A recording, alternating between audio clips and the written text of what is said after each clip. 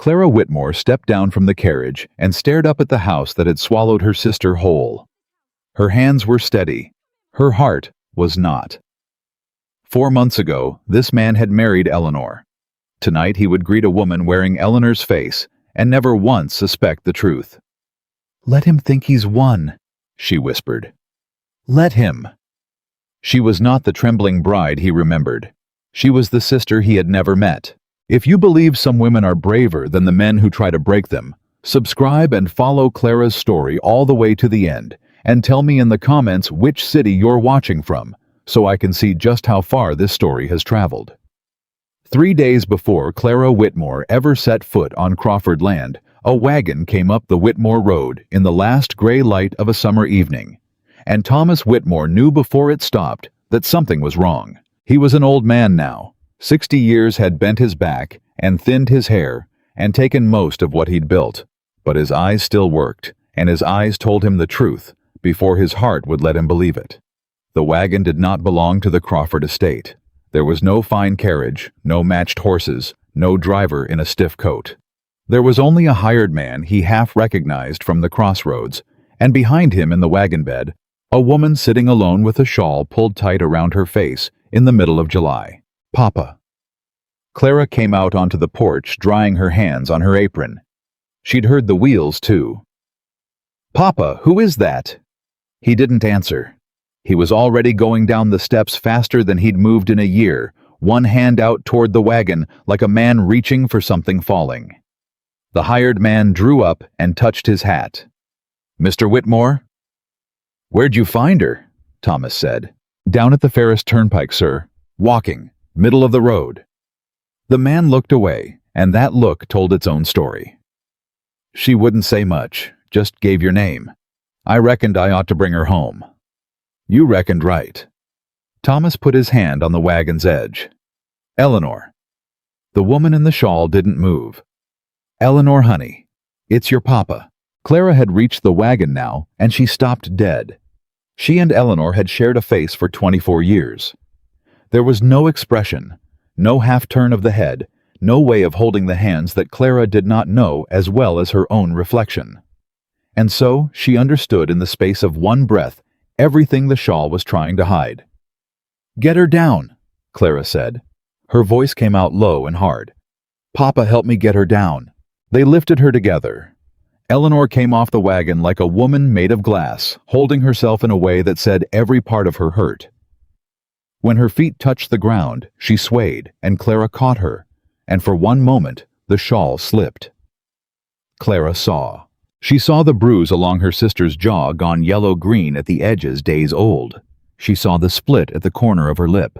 She saw the way Eleanor's left arm was cradled against her body, and the way her eyes, Clara's own eyes, the same shade of gray, had gone somewhere far off and would not come back. Thomas made a sound. It was not a word. It was the sound a man makes when the last thing he believed about the world comes apart in his hands. "Who did this?" he said. Eleanor pulled the shawl up again with her good hand, slowly, carefully, as if covering it could uncover the last 4 months. "Inside," Clara said. "Now, both of you, before the whole road sees." She paid the hired man from the coins in her apron pocket more than she could spare, and she thanked him, and she watched him drive off with the look of a man who wanted to be gone before he was asked to remember anything. Then she turned and went inside her father's house and shut the door, and she did not open it again that night for anyone. They put Eleanor by the fire, even though it was summer, because she was shivering. Clara built up the flames with her own hands, while her father stood useless in the middle of the room, opening and closing his mouth. "Papa, boil water. There's the small kettle. Go on." He went. He was glad to have something to do with his hands. Clara knelt in front of her sister and reached for the shawl gently, the way you'd reach for a wounded animal. "Let me see Ellie." "No." It was the first word Eleanor had spoken. Her voice was a cracked small thing. "Don't. Please." "I already saw." "Then you don't need to see it again." Clara sat back on her heels. She was not a patient woman. Everyone in the valley knew it. Clara Whitmore said what she thought and did what she said, and it had cost her more than one suitor and every ounce of the family's remaining reputation. But she made herself be patient now. She took her sister's good hand and held it and waited. "How long?" she finally said. Eleanor stared into the fire. "How long has he been putting his hands on you?" "He's my husband." "That is not what I asked." Eleanor's chin trembled.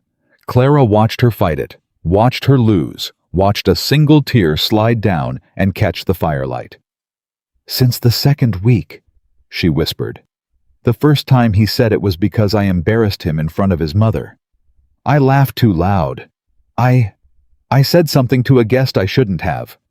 She pressed her lips together. "After that, I stopped knowing the reasons. There were always reasons. I just stopped being told what they were." 4 months, Clara said. "Don't." 4 months, Ellie, and not one letter, not one word.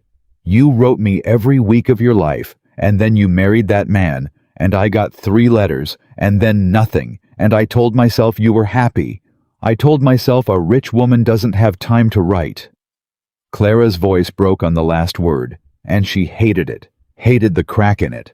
I told myself a lie because it was easier than the truth. I couldn't write.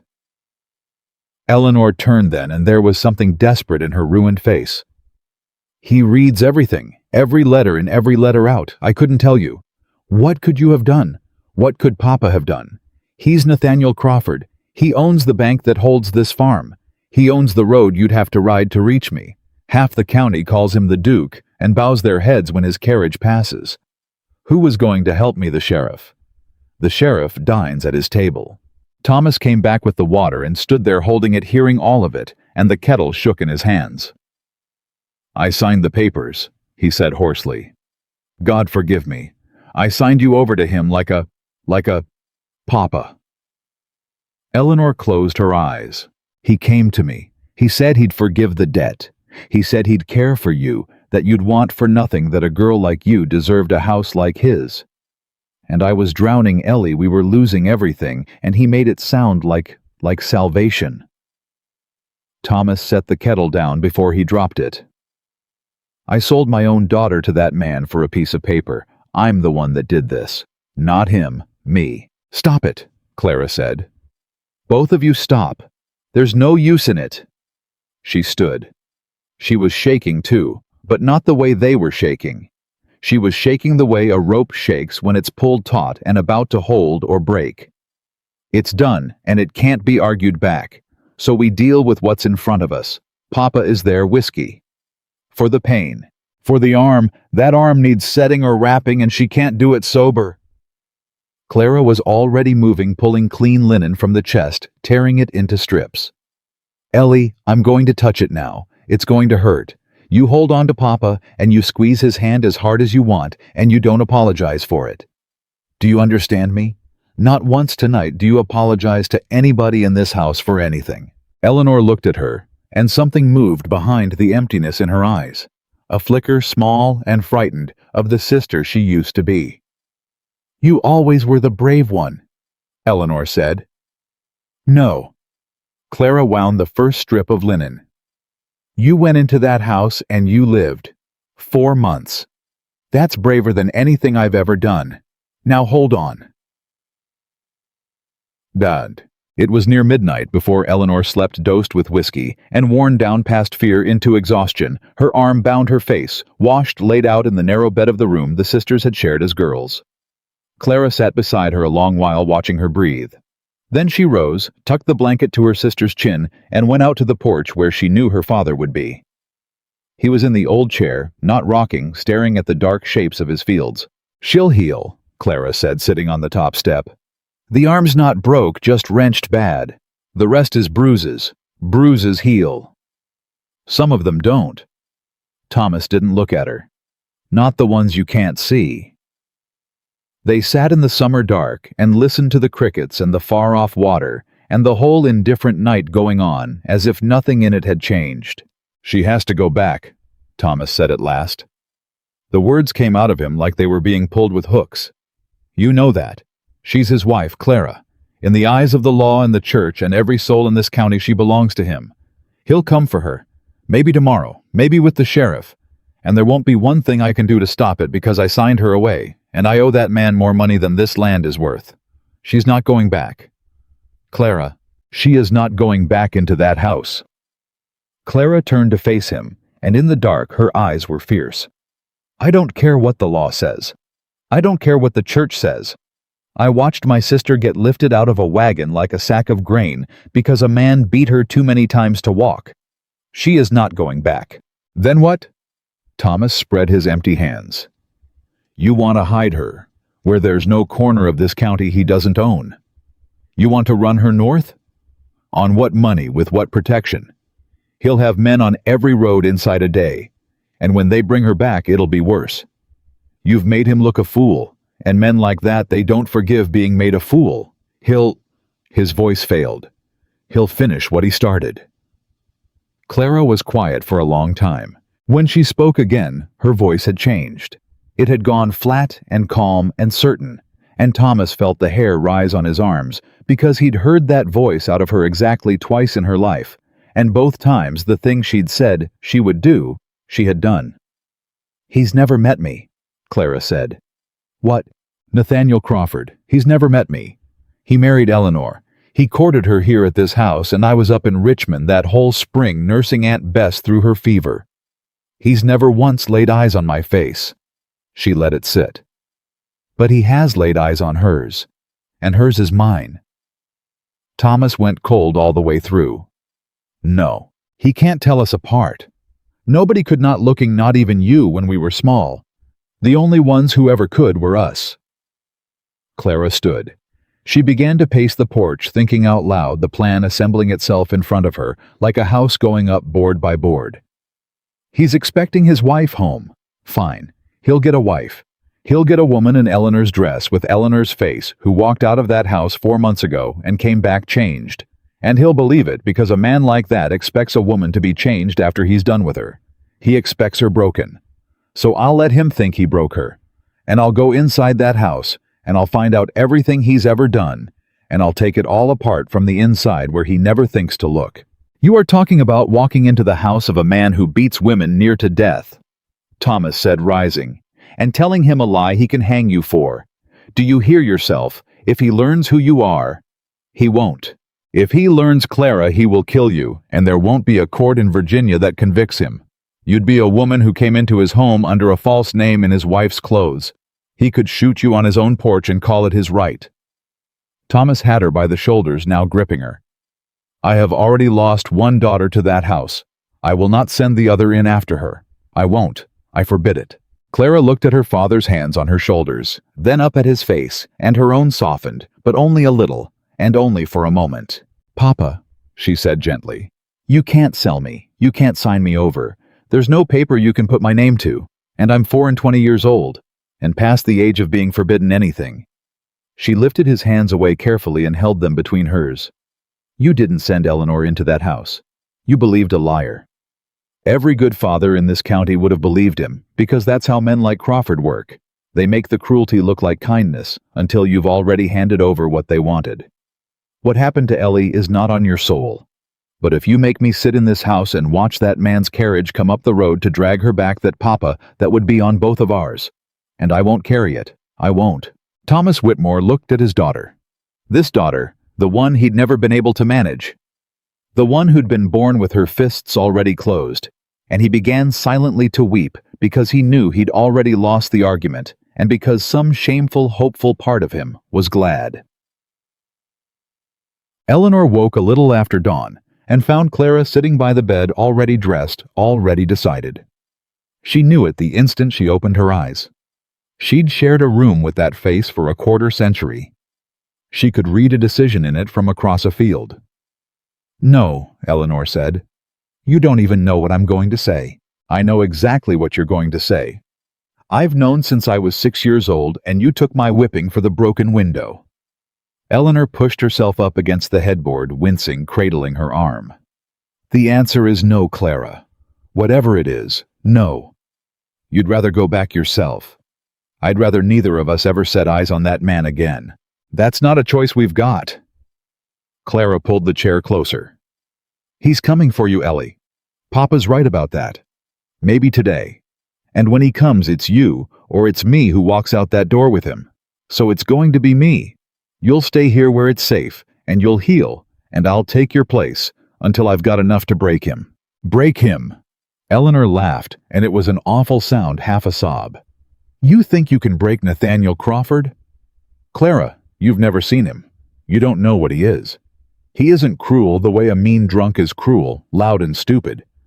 He's cruel like the weather, cold and patient and everywhere at once. He knows everyone's secrets. He owns everyone's debts. He smiles at you across the dinner table while he tells you all the ways he could ruin your father, and he means every word, and then he passes you the salt like he's said nothing at all. Her voice dropped to a whisper. There's no breaking a man like that. There's only surviving him. And I barely did. Clara took this in. She didn't argue with it. She let it sit in the room, all of it, the full weight of what she was proposing to walk into. Tell me one thing, she said. What? When he was hurting you, all those months, was there ever a moment, even one, where you thought if my sister were here, she'd... Clara stopped, started again. Did you ever wish it was me? Eleanor's face crumpled. Every day, she whispered. God help me, Clara, every single day. I'd be on the floor, and I'd think Clara would have stood up. Clara would have looked him in the eye. I hated myself for it, for wishing you into that hell just so I wouldn't be alone in it. I'm so ashamed. Don't. Clara caught her sister's face in both hands, careful of the bruises. Don't you dare be ashamed of surviving. You hear me? You did what you had to do to stay alive, and you stayed alive, and now you're home and I'm here and it's my turn. She pressed her forehead to Eleanor's. You survived him long enough, Ellie. Now let me meet him. They stayed like that a long moment, two women with one face, one broken, and one about to break herself against a wall to keep the first one whole. He drinks his coffee black, Eleanor said finally, her voice hollow with surrender. No sugar. He'll test you on the small things. He watches for the small things. Clara went still. Then she reached for the writing box on the table by the bed and set it in her lap and opened it. Then tell me all of them, she said. Every small thing. We've got today and tonight. Tell me everything, Ellie. Tell me until there's nothing left of you. I don't know. Rachel. They talked all day and into the night, the sisters in the room where they'd been girls. Eleanor told her about the coffee. Black always in the blue cup, never any other. She told her that Nathaniel could not abide the sound of humming, that a maid had been dismissed for it. She told her which stair creaked, so Clara would never seem surprised by it, and which door stuck in the damp. She told her the names Mrs. Hale, the housekeeper, 40 years in that house, and loyal to the family, the way a stone is loyal, silent and immovable, and impossible to read. Old Samuel, who kept the horses and whose back Nathaniel had once laid open with a riding crop for a lame gelding that wasn't his fault. The kitchen girls, Beth and Ruth sisters themselves, frightened of their own shadows. And Nathaniel's mother, Margaret Crawford, Eleanor said, and here her voice changed. That's the one you have to watch. Nathaniel is cruel, but he's cruel like a man. He wants you afraid, and he wants you obedient and past that he doesn't much care what you think, so long as you don't embarrass him. But Margaret watches. She sees things. She raised him. She made him what he is, I think, or the world did, and she let it. She lives in the East Wing, and she comes down to dinner, and she looks at you the whole meal with these pale eyes, and she never says a word you can hold against her, but she knows. If anyone in that house finds you out, it'll be her. Clara wrote it all down in a cramped, quick hand. The layout of the house drawn from memory, the hours Nathaniel kept, the habits of the man, how he'd go to his study after supper and not come out, how he rode out Tuesdays and Fridays to see about his tenants and his lands, how he kept his papers. His papers, Clara said, looking up. Where does he keep them? Deeds, ledgers, letters. A man like that, he'd have papers on everyone he's ruined. Where? The study. There's a desk and a cabinet behind it he keeps locked, and a box inside the cabinet he keeps locked separate. Eleanor frowned. I saw inside it once. He'd been drinking. He was showing off. He does that when he's had wine. He can't help wanting you to know how powerful he is. He unlocked it, and there were letters, dozens of them tied in bundles, contracts. And I remember he laughed and said, she stopped. Said what? He said, everything a man in this valley wishes he'd never done, I have it here in ink. Eleanor met her sister's eyes. That's what you're going after, isn't it? That box. That box is a rope, Clara said quietly. Long enough to hang him with, if half of what's in it is what he says. A man doesn't keep a box like that unless it's full of other men's sins. And other men's sins mean other men who'd turn on him in a heartbeat if they weren't so afraid. He's not powerful because he's strong, Ellie. He's powerful because everyone's alone in their fear of him. If I can find that box, and if I can get those people to stop being alone. She closed the writing box. Then it's not one woman against the Duke of the Valley. It's the whole valley against one man. And that's a fight even he can lose. Eleanor looked at her sister for a long, long moment. You really think you can do this? She said. You believe it. I have to believe it. Clara stood and went to the window and looked out at the dark fields, the Crawford lands somewhere beyond them waiting. Because the other thing I could believe is that there's nothing to be done, that men like him just win forever, and that women like us just take it and stay quiet to protect the family name. And I have believed that too long already. She turned back. The night they carried you out of that wagon, I stopped believing it. So yes, I believe I can do this. Now help me learn to be you, because tomorrow morning you stay here and I become you.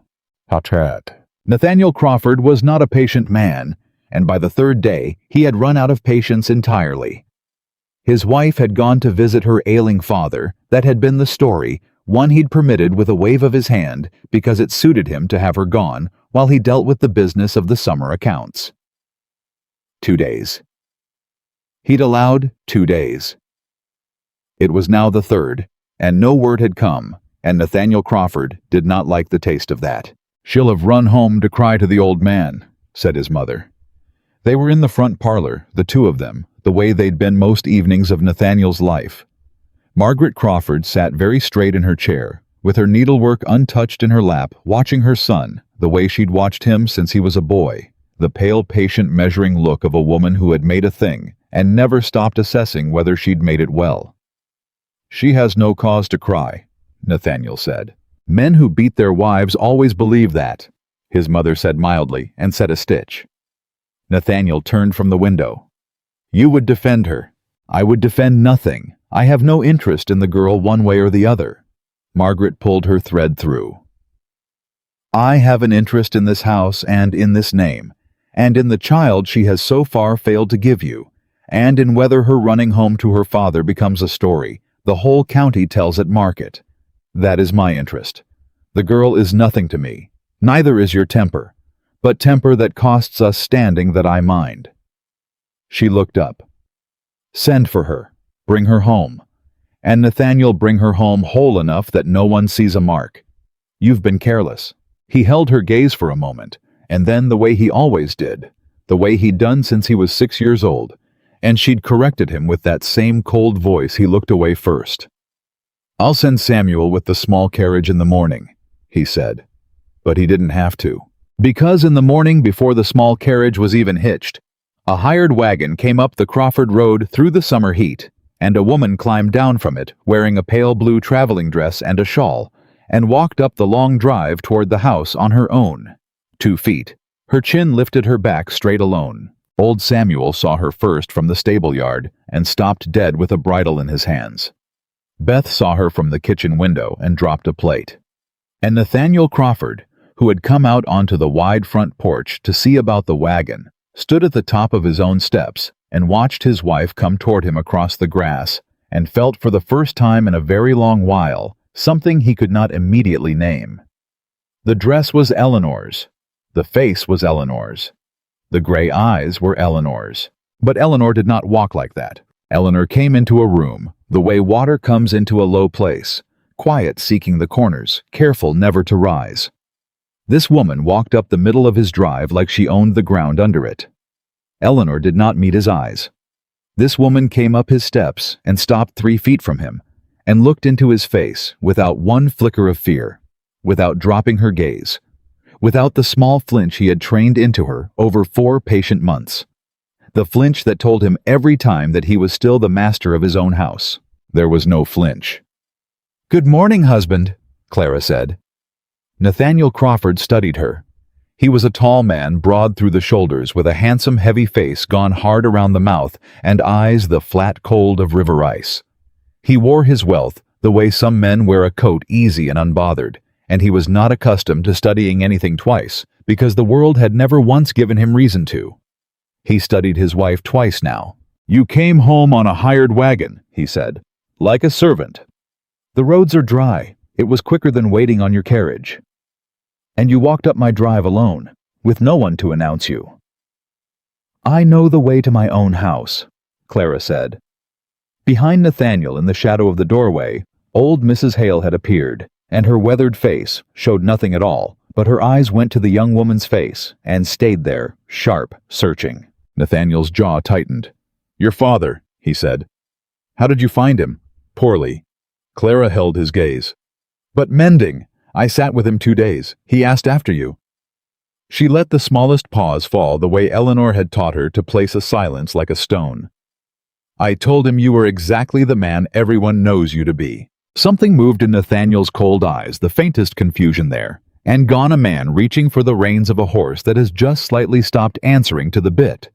This was not the wife who had left. That wife had gone home broken. He'd expected to see her come back broken further, more silent, more his. Instead, the thing standing on his porch had a spine in it he did not recognize, and did not in that first bright morning moment know what to do with. But Nathaniel Crawford had spent his whole life certain that any spine could be broken, given time, given patience, given the right pressure, applied in the right place. He'd never yet met one, he couldn't. And so he did what he always did, with a thing that surprised him. He smiled slow and cold, and he decided he would enjoy finding out how this one bent. "Well," he said. He stepped aside from the door and gestured her in with a courtesy that was worse than any threat. "Welcome home, Eleanor." Clara looked at the dark doorway of the house that had swallowed her sister. She thought of Eleanor, safe in the narrow bed at home. She thought of the locked box in the study, and the frightened people in the kitchen, and the pale-eyed old woman in the east wing who saw everything. She thought the lion doesn't know I'm not the lamb. And she stepped across the threshold and into the lion's den, and behind her, the door of Crawford Estate swung slowly shut. Mrs. Hale watched the young woman pass, and as she turned to follow her mistress inside, the old housekeeper's brows drew down very slightly over eyes that had served that family for 40 years, and knew Eleanor Crawford's every gesture, and had just seen not a single one of them. She said nothing, but she watched. The first meal was a test. Clara understood that before she even sat down. The dining room at Crawford Estate ran long and formal, with Nathaniel at the head, and the empty chair at the far end that belonged to his wife, and between them a table set for 3, because Margaret Crawford dined with her son every evening without exception.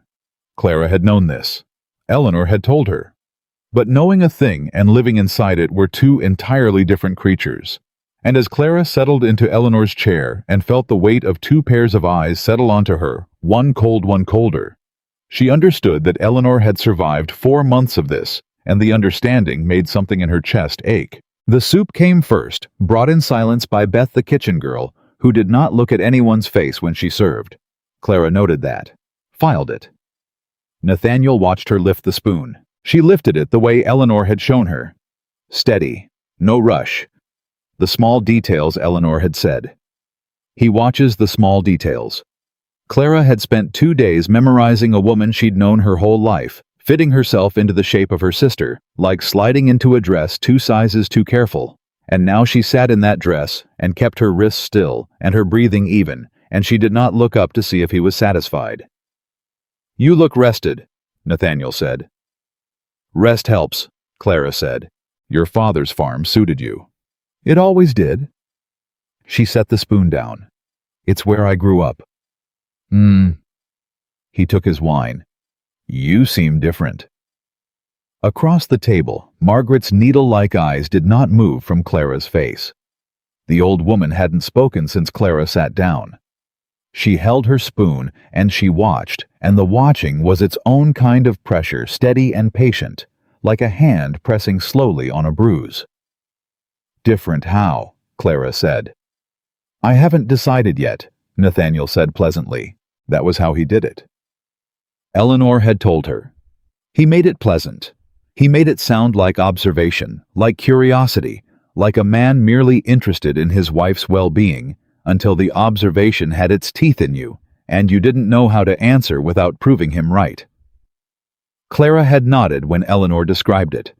Now she felt it, the particular chill of a man who was never loud about his power because he'd never needed to be. She reached for her own wine and let a small silence fall between them, the kind that would have made Eleanor flinch to fill it. Clara let it sit. She counted 4 full seconds, and then she said, "I had time to think at my father's house. I suppose that's what you're seeing?" "Time to think," Nathaniel repeated. "About what? About what kind of woman I intend to be." She met his eyes for one steady moment. In this house, it was exactly the right thing for a woman coming back broken to say that she'd made her peace, that she'd decided to try. She watched him read it. That way, watched the faintest satisfaction settle into the lines around his mouth. He believed it, because he wanted to believe it, because men who break people always believe the breaking has taken, always look at a quiet woman and see surrender when they ought to see strategy. Margaret Crawford set her spoon in her bowl without a sound, and said nothing, and her pale eyes moved between the young woman at the foot of the table and her son at the head, and what she thought she kept entirely to herself. "Good," Nathaniel said, and lifted his glass. "Then we understand each other." Clara smiled. It was Eleanor's smile, the one Eleanor had described with a kind of hollow grief. Small agreeable, the one she wore when she wanted him to stop looking at her. Clara wore it now for a different reason. She wore it because she needed him to stop looking while she started looking herself. "I believe we do," she said. And under the table where no one could see her hand was a fist. The housekeeper, Mrs. Hale, cleared the first course. As she reached past Clara's shoulder for the bowl, her wrist brushed Clara's arm, the barest touch, almost accidental. But Clara felt the woman hesitate for the fraction of a second before she straightened and moved on. And when Clara glanced up, Mrs. Hale was already across the room, her broad back turned, her face giving nothing. Clara filed that too. After dinner, Nathaniel went to his study. He did this, Eleanor had said, every evening without variation, and he expected the household to be quiet when he did. Clara went upstairs to Eleanor's room. Their room now, and she sat on the edge of the bed in the July heat, and she breathed slowly until her hands stopped shaking. She was in. She was here. Now she had to survive long enough to matter. She pulled Eleanor's writing box from the trunk where she'd placed it and opened it. Inside, folded small, was the map she and Eleanor had drawn together. The house room by room, the study's position, the cabinet described as precisely as Eleanor could manage from memory. Clara traced the layout with her finger, and she made herself a promise: not tonight. Tonight, she sat still. Tonight, she let the house believe it had her figured out. Because in Clara's experience, a man who thought he'd already won was the most careless thing in the world. She blew out the candle and she lay down in her sister's bed in her sister's house, listening to the sounds of Crawford Estate settle into its nightly silences, the creak of the boards, the distant shutting of a door, the summer insects pressing against the windows. And she did not sleep for a very long time. She was too busy listening, learning the rhythm of the place, its breath. You could not take a house apart until you knew how it breathed.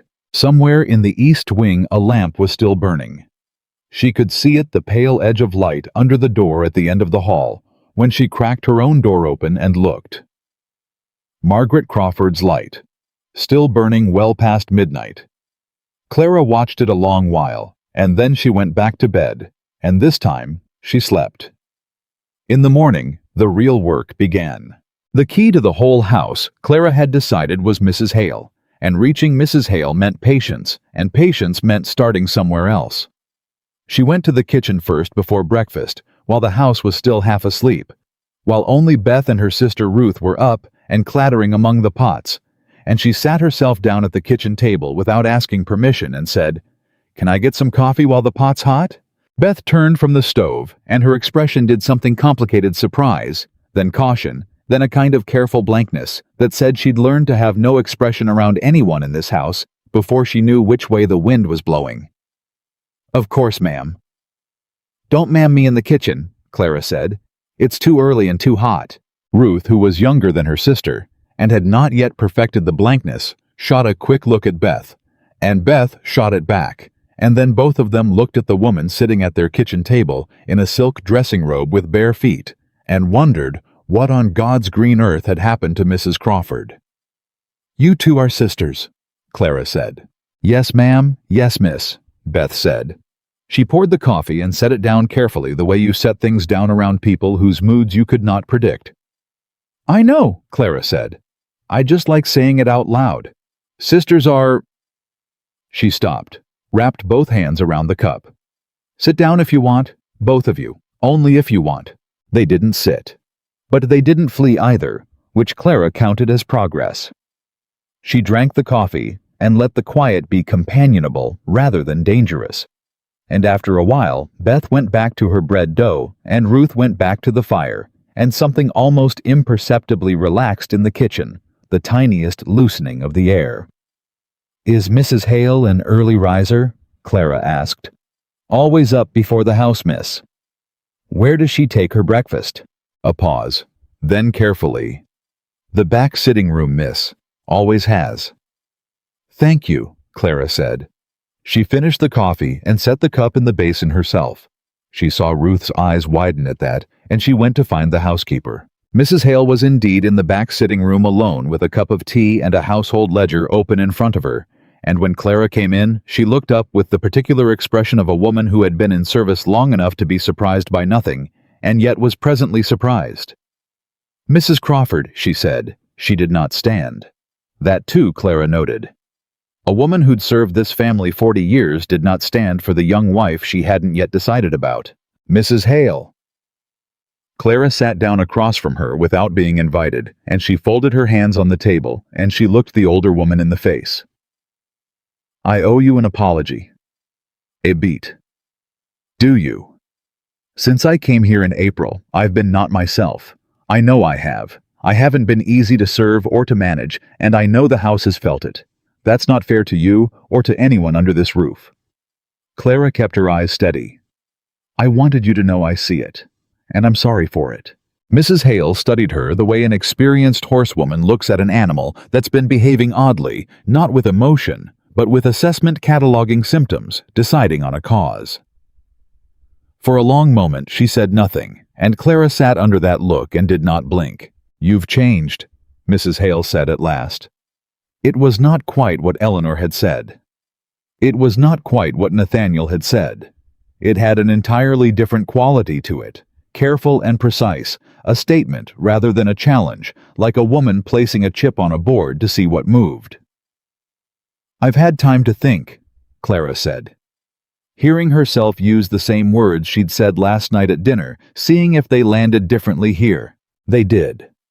Mrs. Hale's expression shifted by roughly 1 degree in some direction Clara couldn't name. Not warmer, not colder. Somewhere sideways, assessing. The older woman folded her own hands on top of the ledger, and she looked at Clara, and the look lasted long enough to become uncomfortable, and Clara held it, and then Mrs. Hale said, "The east cabinet in the laundry needs a new hinge. I'll see to it today." She went back to her ledger. Clara had been dismissed, but she'd also, she thought, been let live. She said, "Thank you," and rose, and as she reached the door, Mrs. Hale spoke without looking up. "Mr. Crawford takes his horse out at 7 on Tuesdays. He's gone 2, sometimes 3 hours. She turned a page. "The house is quieter then." Clara stood very still. "I'll remember that," she said. She walked back down the hall toward the front of the house, and her heart was going twice its usual speed, and she let it because no one could see it. She had a way in. She had Tuesday. But Tuesday was 4 days away, and 4 days inside Crawford Estate, with Nathaniel watching her and Margaret watching her, was a long time. She understood that better before the week was out. He tested her at dinner the second evening by changing the subject without warning. A name dropped into the middle of a sentence about the crops, a name she ought to have known. She'd been half listening, building the inventory of the room in her mind, and the name hit her half a breath too late, and she said, "Pardon me." And she saw his eyes sharpen. "I said, have you written to your cousin Miriam since your visit north?" Miriam. Clara turned the name over. Eleanor had mentioned a cousin Miriam once in passing. Nathaniel brought her up sometimes to remind Eleanor that he'd been generous in allowing the correspondence. "I haven't had the opportunity yet," Clara said carefully. "With the journey back. She'll expect to hear from you." He watched her. "She was very fond of the needlepoint you sent in June." Needlepoint. Eleanor didn't do needlepoint. Eleanor loathed needlepoint, had refused to learn it, as a girl had told their aunt it was tedious work, designed to keep women's hands busy so their minds stayed quiet. Clara nearly said so. She caught it a half-second from disaster and said instead, "I'll write to her this week." He held her eyes for 3 full seconds, and then he nodded and returned to his food, and Clara breathed. Margaret Crawford watched the whole exchange over the rim of her glass and said absolutely nothing, and her silence was louder than anything Nathaniel had said. The third day brought a different kind of danger. Nathaniel came to Eleanor's room at night. Clara had known he might.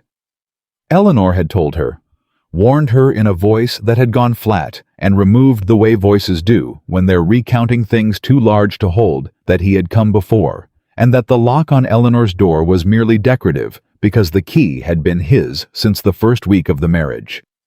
Clara had barred the door with the chair from the writing table, and she lay in the dark, listening to him try it and then stop, and the silence was worse than the trying. "Eleanor."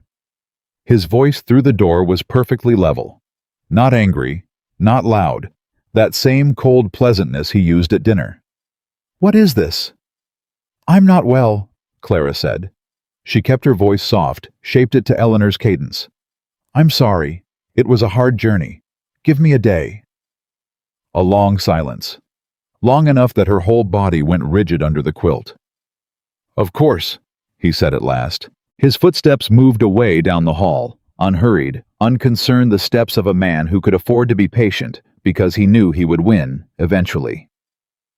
Clara lay in the dark and listened to them fade, and she stared at the ceiling, and she thought one day. He gave me one day. That was how he worked. One day then, he would come back, and her choices would narrow, and she would be out of room to maneuver. She needed the study, and she needed it before Tuesday stopped being a mercy and became a deadline. She had to move faster than she'd planned. She gave it until 3 in the morning when the house was as deep into silence as it would go, and then she got up and took the candle stub from the nightstand and lit it with the flint from Eleanor's sewing kit, and she went out into the dark hallway of Crawford Estate in her bare feet. The creaking stair was on the left side, Eleanor had said. She kept to the right. The study was off the main hall, past the drawing room second door. She knew the layout by heart. She moved through the dark by memory and by the inch of candle, and every sound she made felt enormous in the sleeping house, the whisper of her hem on the floorboards, the near-silent catch of her breath when a board creaked under her foot despite her care. The study door was not locked. She hadn't expected it to be. Nathaniel was not a man who locked the places he didn't think women would go. She went. The desk sat where Eleanor had described it, broad and dark. The cabinet behind it was where it ought to be, and it was locked. Of course it was locked.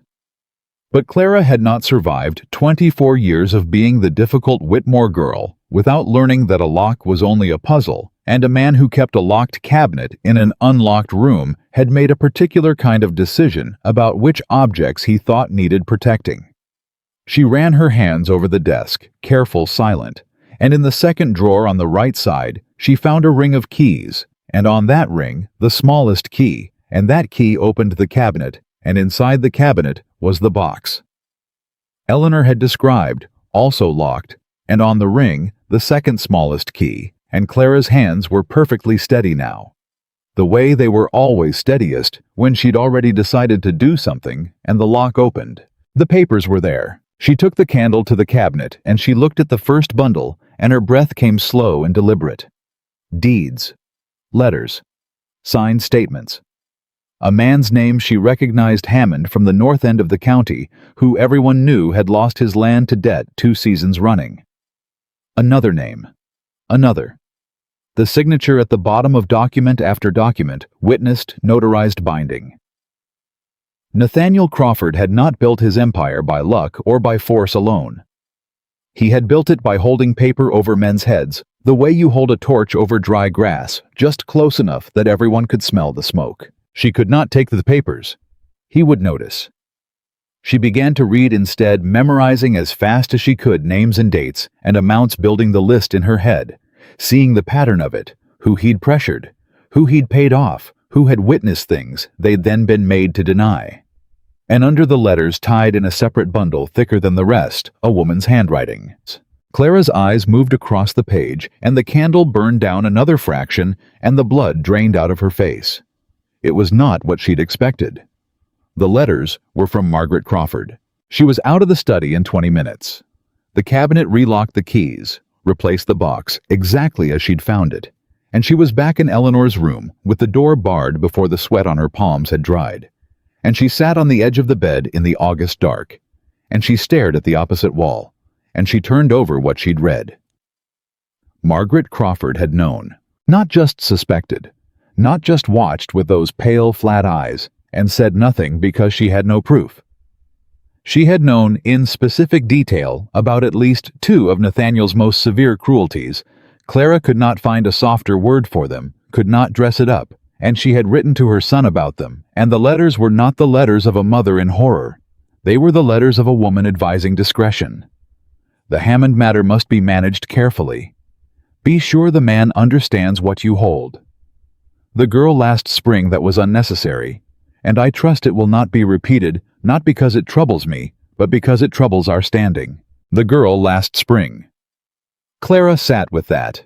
Margaret Crawford had not made her son a monster, but she had managed the monster's optics for 38 years, and she had kept her silence and her seat in the East Wing, and she had let Eleanor bleed in silence upstairs.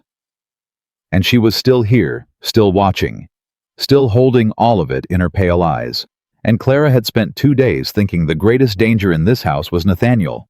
She'd been looking at the wrong Crawford.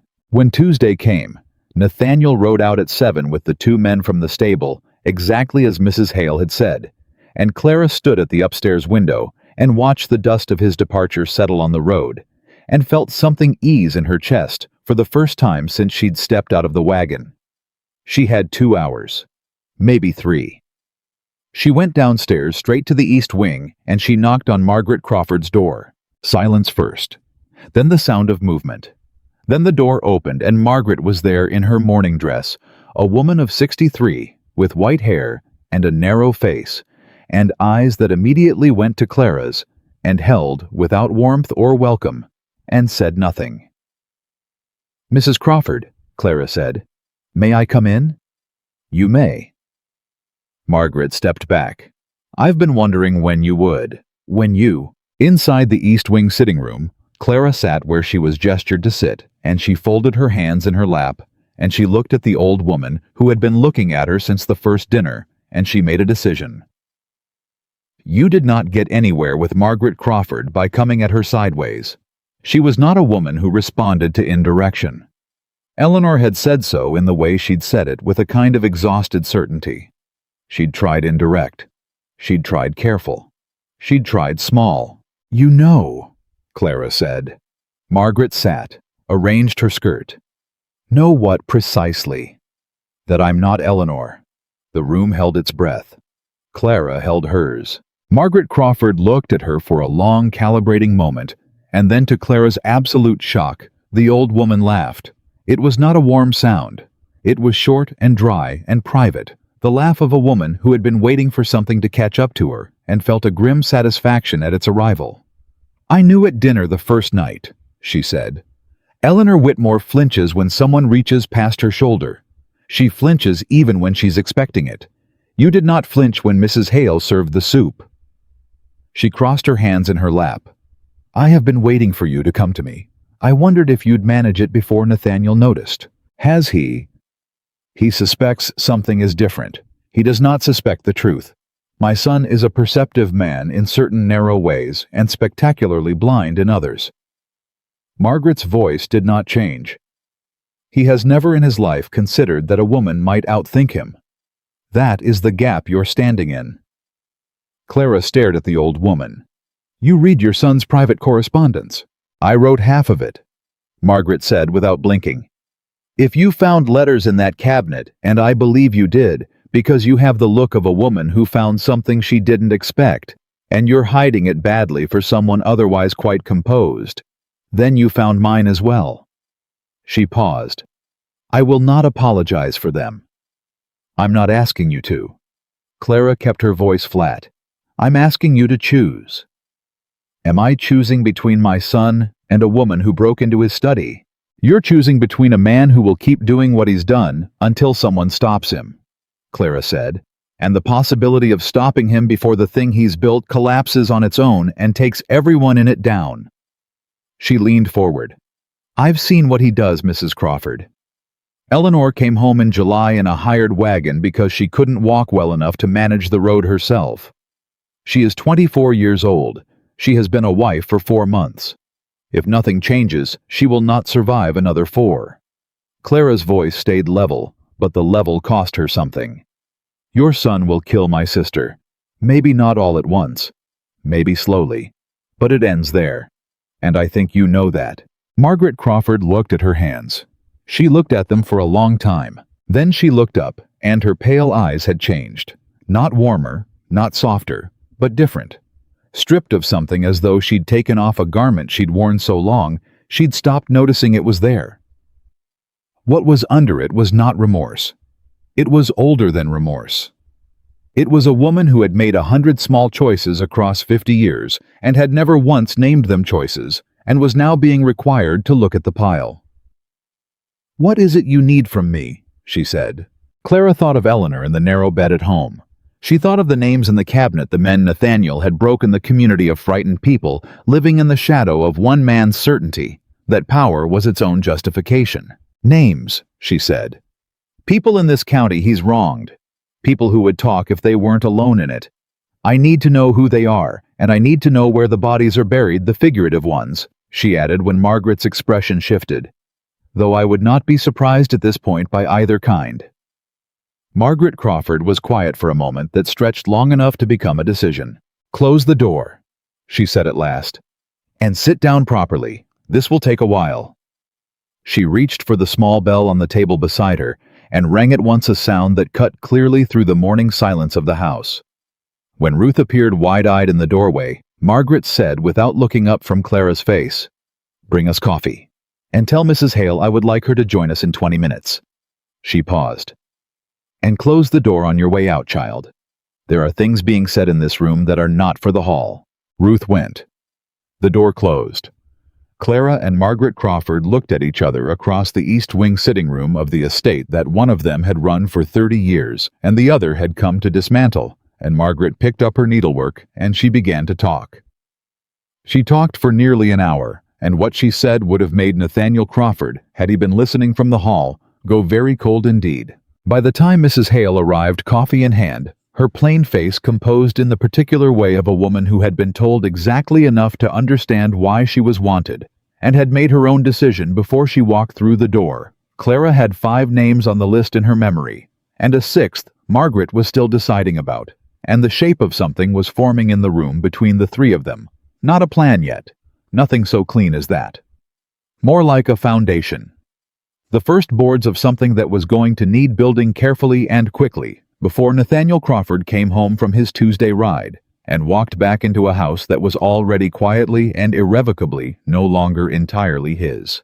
Mrs. Hale set the coffee down and did not leave. She stood beside the door with her hands folded at her waist, and she looked at Clara the way she might look at a storm coming in from the west, not afraid of it, not glad of it, but deciding whether to bring the washing in or let it take its chances.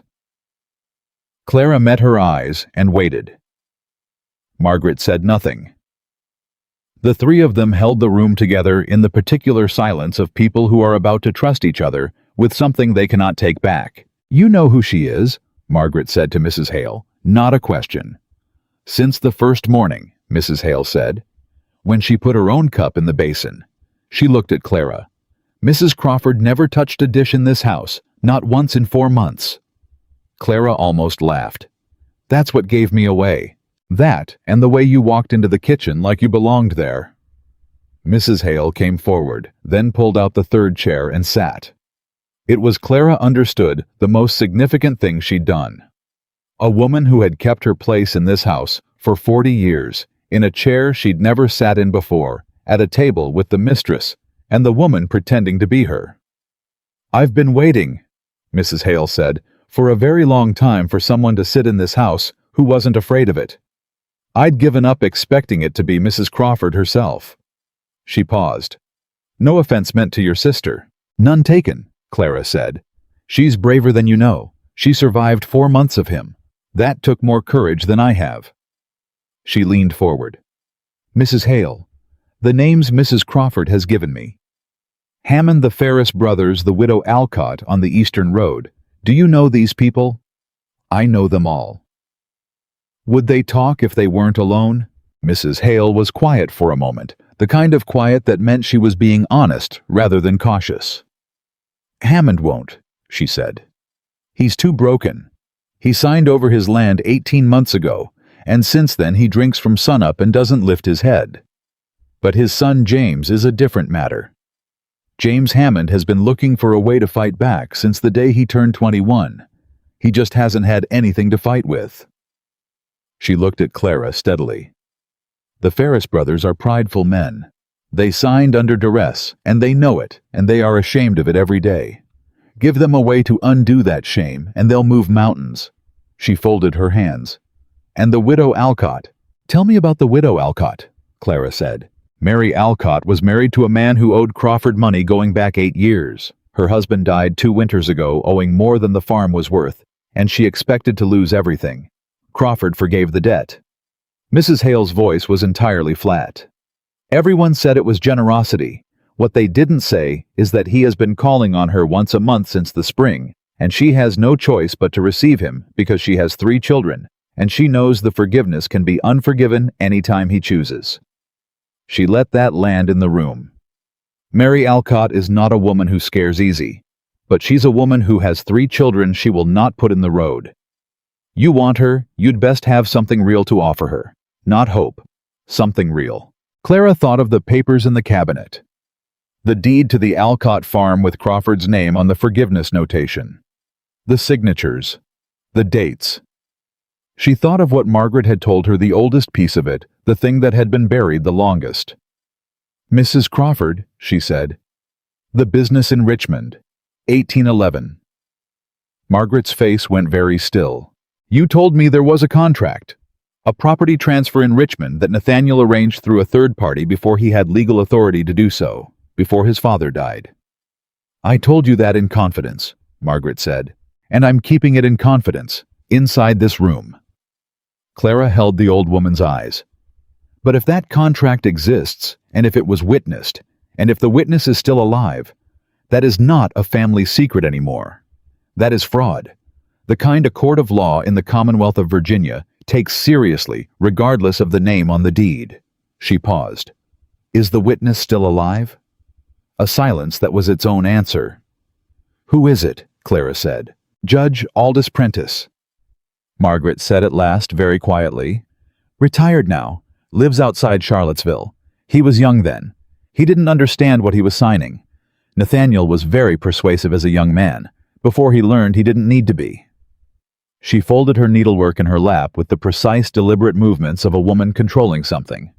"I don't know if he'd speak. I know a way to find out," Mrs. Hale said, and both Clara and Margaret turned to look at her, and the housekeeper met their eyes with the calm of a woman who had been invisible in this house for so long she'd heard everything. "My sister married a man from outside Charlottesville 20 years ago. I write to her monthly. I know people in that town who know Judge Prentice." She paused. "A letter can be sent without going through the house's outgoing mail. Clara stared at her. You've been routing correspondence around him. I've been surviving in this house for 40 years, Mrs. Hale said simply. You learn where the walls are, and then you learn which ones are load-bearing and which ones are just for show. Most of what Nathaniel Crawford calls control is just show. He only controls the things people let him control. She looked at Clara with something that was not quite admiration, but was in the same neighborhood. Nobody showed Mrs. Eleanor how to stop letting him. The words hit Clara like a hand pressed flat on a bruise. She felt them, and she let herself feel them, and then she put it away, because grief was a thing for later, and this was a thing for now. Write the letter, Clara said. Today. It's already half written in my head, Mrs. Hale said. Then Clara heard it. The sound of hooves on the road. She was on her feet, before she'd made the decision to stand, and she went to the window, and her whole body went cold, and then hot, and then cold again, because Nathaniel was coming up the Crawford Road at a canter alone 2 hours earlier than he ought to have been, and he was riding hard, and even from the window, Clara could see that his jaw was set in the particular way Eleanor had described tight-controlled a man containing something he was going to release the moment he was behind his own walls. He's back, Clara said. Mrs. Hale was up and at the door before Clara finished the sentence. I'll be in the hall, she said. And she was gone, and the sound of her footsteps was already unhurried, already ordinary, the walk of a housekeeper going about her morning. Margaret Crawford did not move. She sat in her chair, and she arranged her face, and she picked up her needlework, and she said quietly to the closed door, Whatever has happened, don't let him see you've been in here. Come down the main stairs in 10 minutes, not before. She paused. And child, whatever you saw in that cabinet, I trust you to understand what it cost me that you saw it. Clara was already at the door. She stopped. She looked back at the old woman in the morning light. The woman who had made too many choices to undo, who had spent 60 years being the kind of strong that bent toward power instead of against it, and who was slowly, and at great cost, doing something different. I know what it costs, Clara said. I'll remember it. She went up the main stairs in 9 minutes, and she was at the top when the front door opened below and Nathaniel came in. He didn't look up immediately. He handed his coat to Mrs. Hale without acknowledging her, and crossed to the hall table where the morning's correspondence sat, and he went through it with quick, efficient hands, and Clara watched him from above, and steadied her breathing, and waited. Then he looked up. Eleanor, he said. His voice was even. Come down. She came down. She took the stairs at a pace that was Eleanor's pace, unhurried, obedient without being eager, and she came to stand 6 feet from him in the hall, and she looked at him, and she waited. I rode to see Hammond this morning, he said. The northern farm. Oh, Clara said. I'd heard the son has been talking. He watched her face.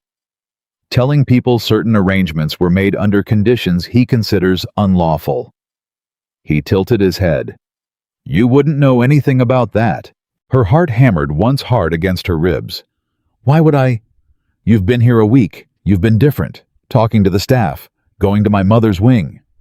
He stepped forward 1 step, and she held her ground, and his eyes narrowed just slightly because Eleanor had never held her ground. I'm a careful man, Eleanor. I notice things. I noticed that James Hammond was talking 3 days after you came home. He paused. That's interesting timing. James Hammond's father owes you money, Clara said. Young men with too much pride and not enough land talk. That has nothing to do with me. Perhaps not. He was close now, close enough that she could see the calculation running behind his flat eyes, the man adding figures, checking sums. And perhaps it does.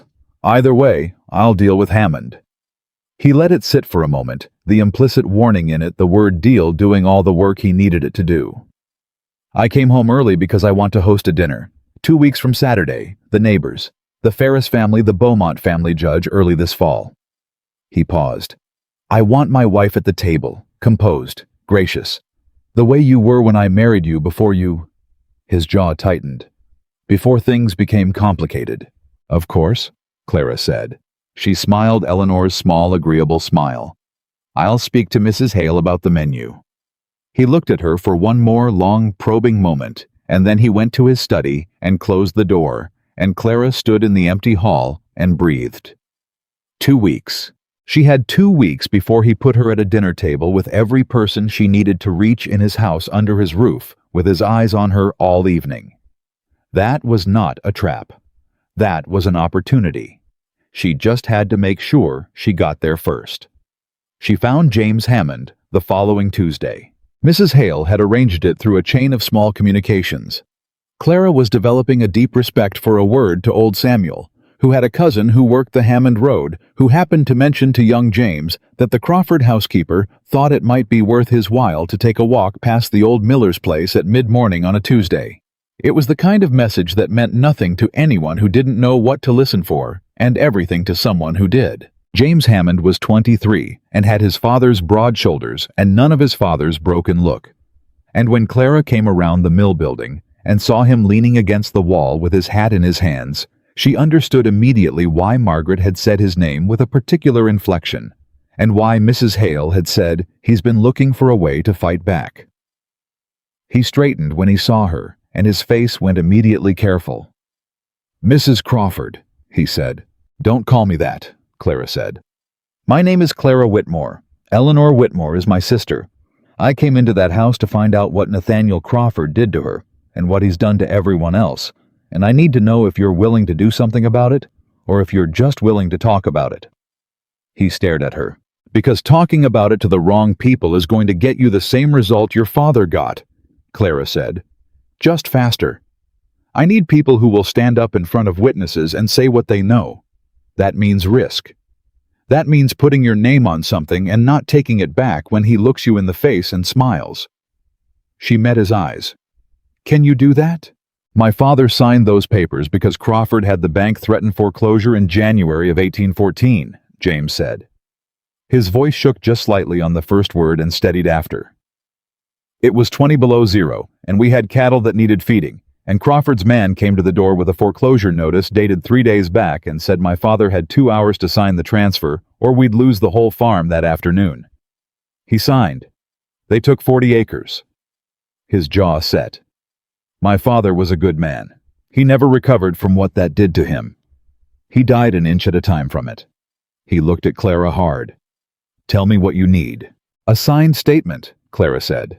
"The date, the amount, the names of Crawford's men who came to the door. Everything you remember and everything your father ever told you. Witnessed by 2 people who aren't connected to Crawford." She paused. "And your name on it. Your real name. Not anonymous. Not through a lawyer. Yours." He was quiet for a moment that measured exactly the distance between what a man wanted to do and what he was afraid would happen if he did it. Clara let him cover that distance himself. She did not push. She waited the way she'd learned to wait in Crawford's dining room, the way Eleanor had survived by learning the power of stillness. "All right," James Hammond said. That was the first one. The Ferris brothers were harder. Clara reached them through a connection. Mrs. Hale's letter had opened a name in the county who knew their family and who was himself quietly furious about a road right arrangement Crawford had forced through the local authority 3 years back. She couldn't meet them directly. That would reach Crawford too fast, would put too many people on roads that led back to her before she was ready. So she communicated through a chain Mrs. Hale to her contact to the Ferris family, and what came back was a question. What does she plan to do with what we give her? Clara sat with that question for a day. She wrote back through the same chain, and she wrote the truth because she'd learned in the last 2 weeks that frightened people who'd been deceived could smell another deception before you'd finish the sentence, and the only thing she had that Crawford didn't was honesty. "I plan to put it in front of people who can act on it at a time, and in a place where Nathaniel Crawford cannot prevent it or punish anyone for it afterward. I cannot guarantee safety. I can guarantee that I will not use what you give me to protect myself while leaving you exposed. We stand together, or we don't stand at all." She did not hear back for 3 days, and those 3 days were the longest of her time in that house, because Crawford was watching her more carefully, and she could feel it, the quality of his attention shifting, tightening the way air changes before a storm. On the 4th day, Mrs. Hale came to her room with fresh linen, and said while making the bed with her back to the door. The Ferris brothers say yes, and Mary Alcott says yes if you can prove to her the papers in the cabinet include the Alcott forgiveness document. She wants to know it can be undone. Clara thought of the document she'd memorized. It can be undone, she said. The forgiveness was conditional on behavior. Crawford defined himself with no legal witness to her agreement. A good lawyer can dissolve it. She paused. Tell her I'll find her a good lawyer. Mrs. Hale tucked the corner of the sheet and said nothing, which was her way of saying she would. Then came the twist Clara hadn't planned for. Margaret Crawford knocked on her door that same night, and when Clara opened it, the old woman was holding a letter, and her face had done something Clara hadn't seen it do in 2 weeks of watching her. It had cracked, not broken, not collapsed, just cracked a hairline fracture in the composure of 60 years. She held the letter out. This came for Nathaniel today, she said. He didn't see it. She stopped. I have not opened my son's correspondence in 30 years. I stopped when his father died and there was no one to answer to anymore. She paused. I opened this one. Clara took the letter. She read it. She read it again. The letter was from a man named Silas Crow, who identified himself as an associate from Nathaniel's time in Richmond, and who wrote in the careful coded language of men who had done things they couldn't say plainly that he was concerned about certain arrangements they had discussed previously becoming a subject of wider interest, and that if Nathaniel found himself in need of assistance managing the matter, Crow was available for a price to ensure certain parties did not find their voices. Clara looked up from the paper. He already knows, she said. Crow has been watching the county. Someone told him there's movement, that people are talking. She felt the cold of it go through her because this changed the timeline. If Crawford had people watching for exactly the kind of organization she was building, then every day she spent building, it was a day closer to being discovered. And she didn't have 2 weeks anymore. She might have days. There's more, Margaret said. Her voice had gone quieter than Clara had ever heard it. Turn the page. Clara turned the page. At the bottom of Crow's letter, in a different hand, clearly added after the letter was sealed and resealed, and whoever had resealed it had done it badly enough that the wax was uneven, which was perhaps why Margaret had noticed there was a single line. The woman in the house is not who he thinks she is. I have seen Eleanor Crawford in Richmond. The woman in Crawford Estate now is not her. Clara stood absolutely still. She read the line 3 times. Then she looked at Margaret Crawford, and Margaret looked at her, and between them was the full weight of what that sentence meant, not hours, not days. He doesn't have the letter yet, Margaret said. It came in the afternoon post while he was in the study. Mrs. Hale put the mail on the hall table as always, and She pressed her lips together. I don't know why I looked at it. I don't know what made me. Because you've been in this house 40 years and you know when something is wrong, Clara said. She was already thinking, already rebuilding, taking the plan she'd been building board by board, and seeing which parts could be moved faster. Mrs. Hale. I'll get her. Now. And tell her to bring Mrs. Hale's routing contact. I need a message sent tonight. Not tomorrow. Tonight. Clara's hands were steady. She noticed that about herself, with a distant kind of interest, that her hands were steadiest when the situation was worst, as if her body understood that panic was a luxury she couldn't afford. And the dinner. The dinner he's planned for 2 weeks from Saturday. Can it be moved?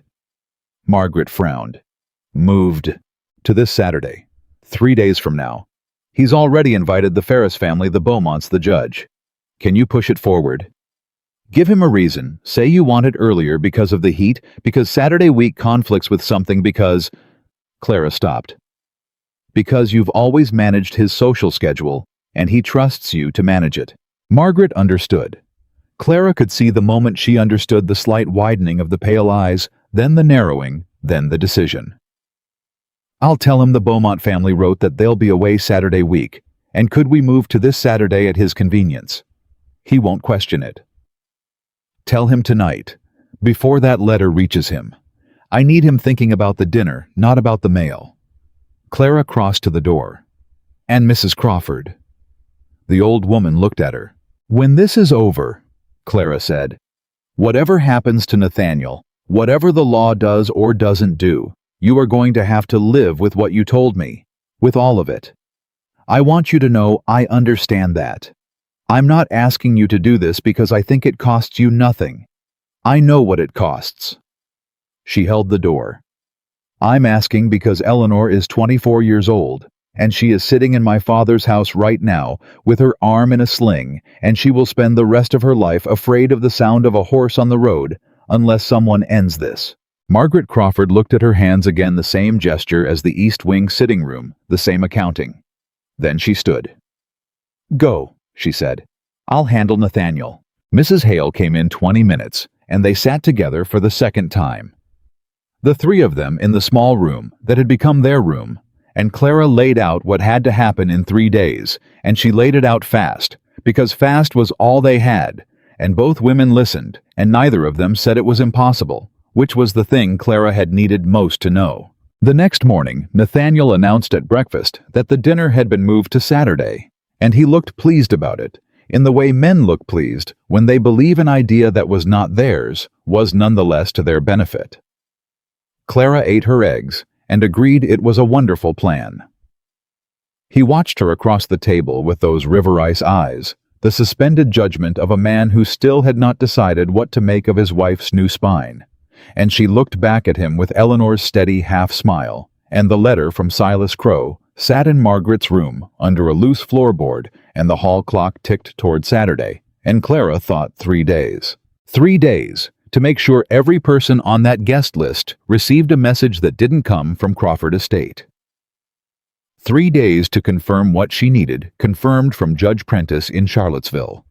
Mrs. Hale's letter had gone out, but no answer had come back yet, and without Prentice, the Richmond fraud was unverifiable, and the whole center of the case was soft. 3 days to get Mary Alcott secure enough to walk through the door of a Crawford dinner and sit at a table with the man who held her life in his hands and not break.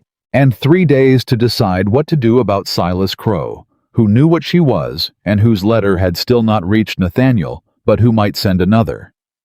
She asked old Samuel about Crowe that afternoon casually, in the way she'd learned to ask things here indirectly, by starting 3 conversations away from the thing she actually needed and letting the information come to her rather than going to it. Old Samuel took his time answering.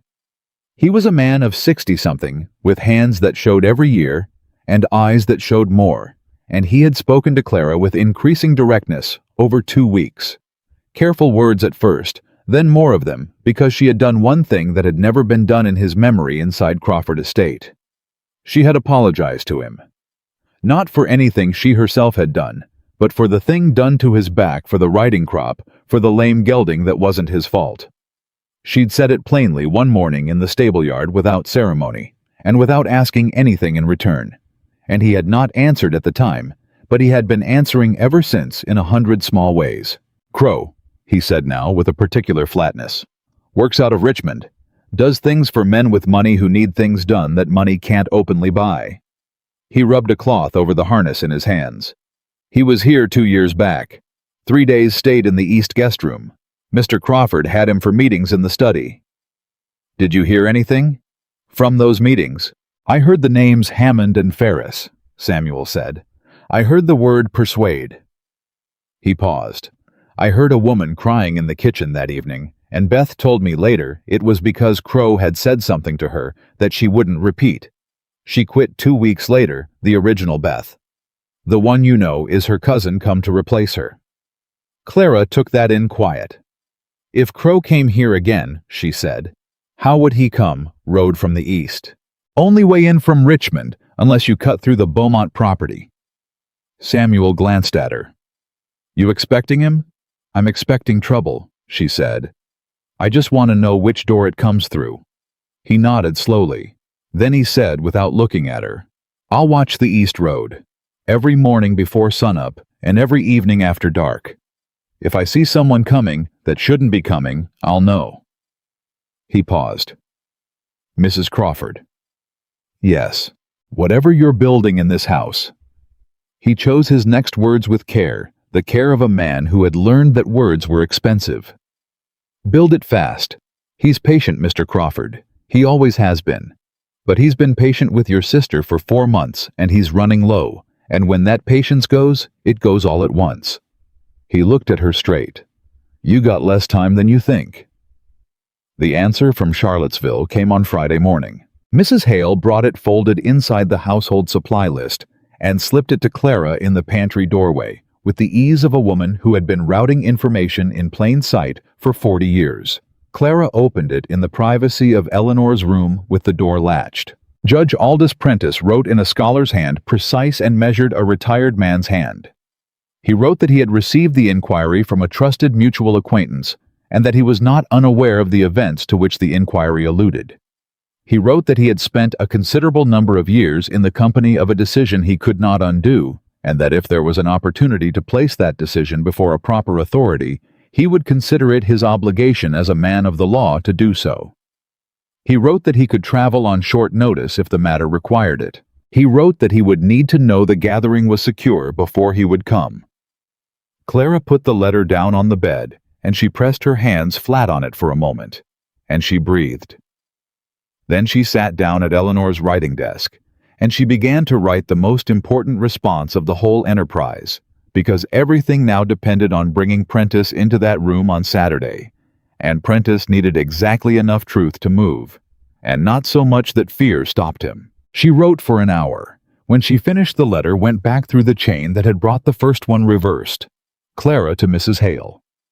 Mrs. Hale to her contact, the contact's fastest rider to Charlottesville. She sent it with the household grocery order as cover, and when Nathaniel came in for lunch, he complimented her on the efficiency of the domestic arrangements, and she thanked him with Eleanor's smile. That night at dinner, he watched her differently. Clara noticed it the moment she sat down. A quality of attention that was more focused than the previous evenings, more intent and yet carefully casual, the way a man acts when he's decided to look for something specific and doesn't want you to know he's looking. She kept her face arranged and her hands quiet, and she ate, and she answered his questions about the dinner preparations, and she waited for whatever it was. It came as she was leaving the table. Eleanor, he said, still seated, glass in hand. She turned. The hall table, he said. The afternoon mail. Mrs. Hale says it came in Thursday. Clara felt every nerve in her body go absolutely silent. I believe so, she said. I don't handle the mail. Of course not. I'm just accounting for something. A letter I expected that hasn't arrived. He looked at her. The river ice eyes patient measuring. From Richmond. 1 second. 2. I wouldn't know about that, Clara said. You might check with Mrs. Hale. She handles the sorting. He held her eyes for 3 full seconds, and then he took his wine and turned toward his mother, and Margaret Crawford, without blinking, said, The Richmond post has been slow this summer. The roads are terrible with the heat. I'm sure it will arrive. And she signaled for the next course, and the conversation moved on, and Clara walked out of the dining room and up the stairs. And she did not allow herself to shake until she was behind a latched door. He was looking for the letter. He might already know it hadn't arrived. He might be watching to see who'd taken it. Tomorrow was Saturday, and tomorrow everything either came together or fell apart. And she had 1 night left in Crawford Estate as a woman with the advantage of the unknown, and the unknown was burning away with every hour. She sat at Eleanor's desk, and she looked at the wall in the dark, and for the first time since she'd stepped out of the wagon in Eleanor's dress and looked up at this house, she allowed herself to be afraid. Not for herself. She could manage what happened to herself. She was afraid for the list of names she carried in her head, James Hammond, and the Ferris brothers, and Mary Alcott, and Mrs. Hale, and old Samuel, and Margaret Crawford, all the people who had trusted her with something they couldn't get back if this broke the wrong way. All the people who'd been alone in their fear of one man and had decided because she'd asked them to stop being alone. She could not let it break the wrong way. She blew out the candle and she sat in the dark for a long time, and then she got up and she began to get ready for the morning, because fear was allowed, but only after the work was done, and the work was nowhere near done. Saturday was in 12 hours. And Nathaniel Crawford still thought he was going to win. Clara was dressed before sunrise. Not in Eleanor's pale blue, not in any of the soft, retiring colors that filled Eleanor's wardrobe like an apology-made fabric. She'd asked Mrs. Hale 2 days ago to find her something darker, something with backbone, and Mrs. Hale had produced, without comment or explanation, a deep green dress that had belonged to the first Mrs. Crawford, Nathaniel's grandmother, a woman, by all accounts, who had run 300 acres and 4 children and 1 difficult husband with the efficiency of a general. Clara put it on and stood in the mirror and looked at herself. Not Eleanor, not a performance, just Clara Whitmore in a dead woman's dress. And she thought good enough. She went downstairs at 6. Mrs. Hale was already in the kitchen. Beth and Ruth were already at the stove. The whole house had the compressed anticipatory quality of a place preparing for company, and Clara moved through it and let the preparation happen around her and used the movement as cover for the thing she actually needed to do, which was check that every piece was where she'd placed it. Old Samuel had word that Judge Prentice's carriage had come through the eastern road at dawn, just as the old man had promised, quietly, without announcement, routed through a back approach that bypassed the Crawford gatehouse. He was staying at the Beaumont property, which was a fact that had taken 3 days and 1 carefully worded letter from Margaret Crawford to arrange. The Beaumonts, it turned out, had their own history with Nathaniel. A grazing rights dispute 2 years back that had cost them a piece of bottomland and a great deal of dignity. And when Margaret had written to them, they had written back the same day.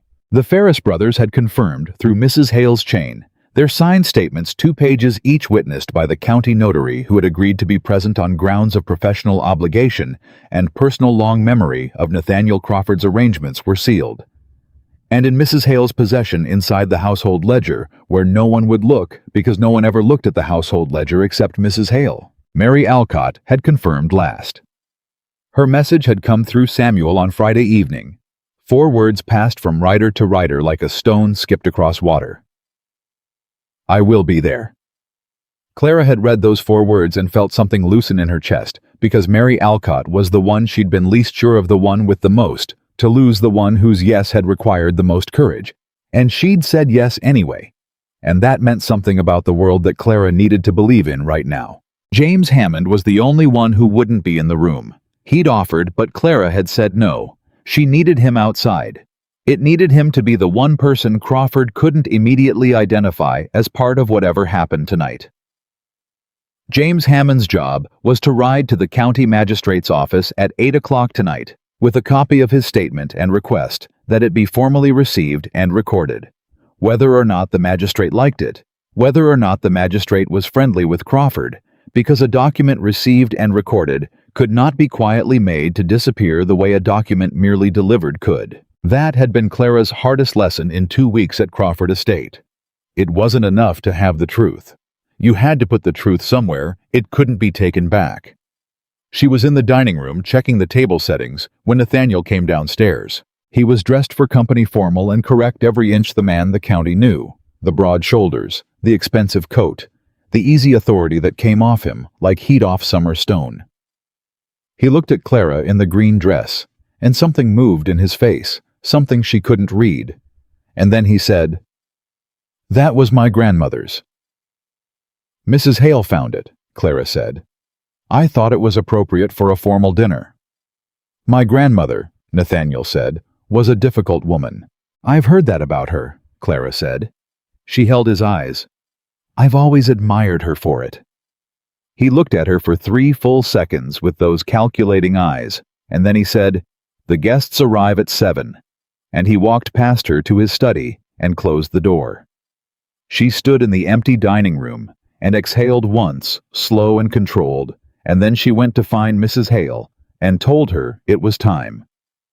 The afternoon was the longest of her life. She moved through the house, performing Eleanor, checking the flower arrangements, consulting with the cook, answering Nathaniel's occasional questions about the placement of guests with precisely the right degree of deference and competence, not too much of either. She did all of this while underneath, in the part of herself, she kept very still and very private. She ran through every possible way the evening could break wrong. If Prentice lost his nerve, if the Ferris statements were challenged, If Crawford had managed to get word about the missing letter and had already sent for his own people. If Crow himself arrived before 7 with the truth of who she was. She thought of Eleanor. She'd written her sister 2 days ago a letter that had gone through Samuel's cousin on the road, keeping well clear of the estate's outgoing mail. She hadn't written the details too risky if it was intercepted, but she'd written Saturday evening. Stay at home until you hear from me. Don't come no matter what you hear. Trust me. And then, because she couldn't help it, she'd written, the arm. How is the arm? And Eleanor had written back in one line, the arm is better. So is the rest of me slowly. Come home when it's done. I'll have the kettle on.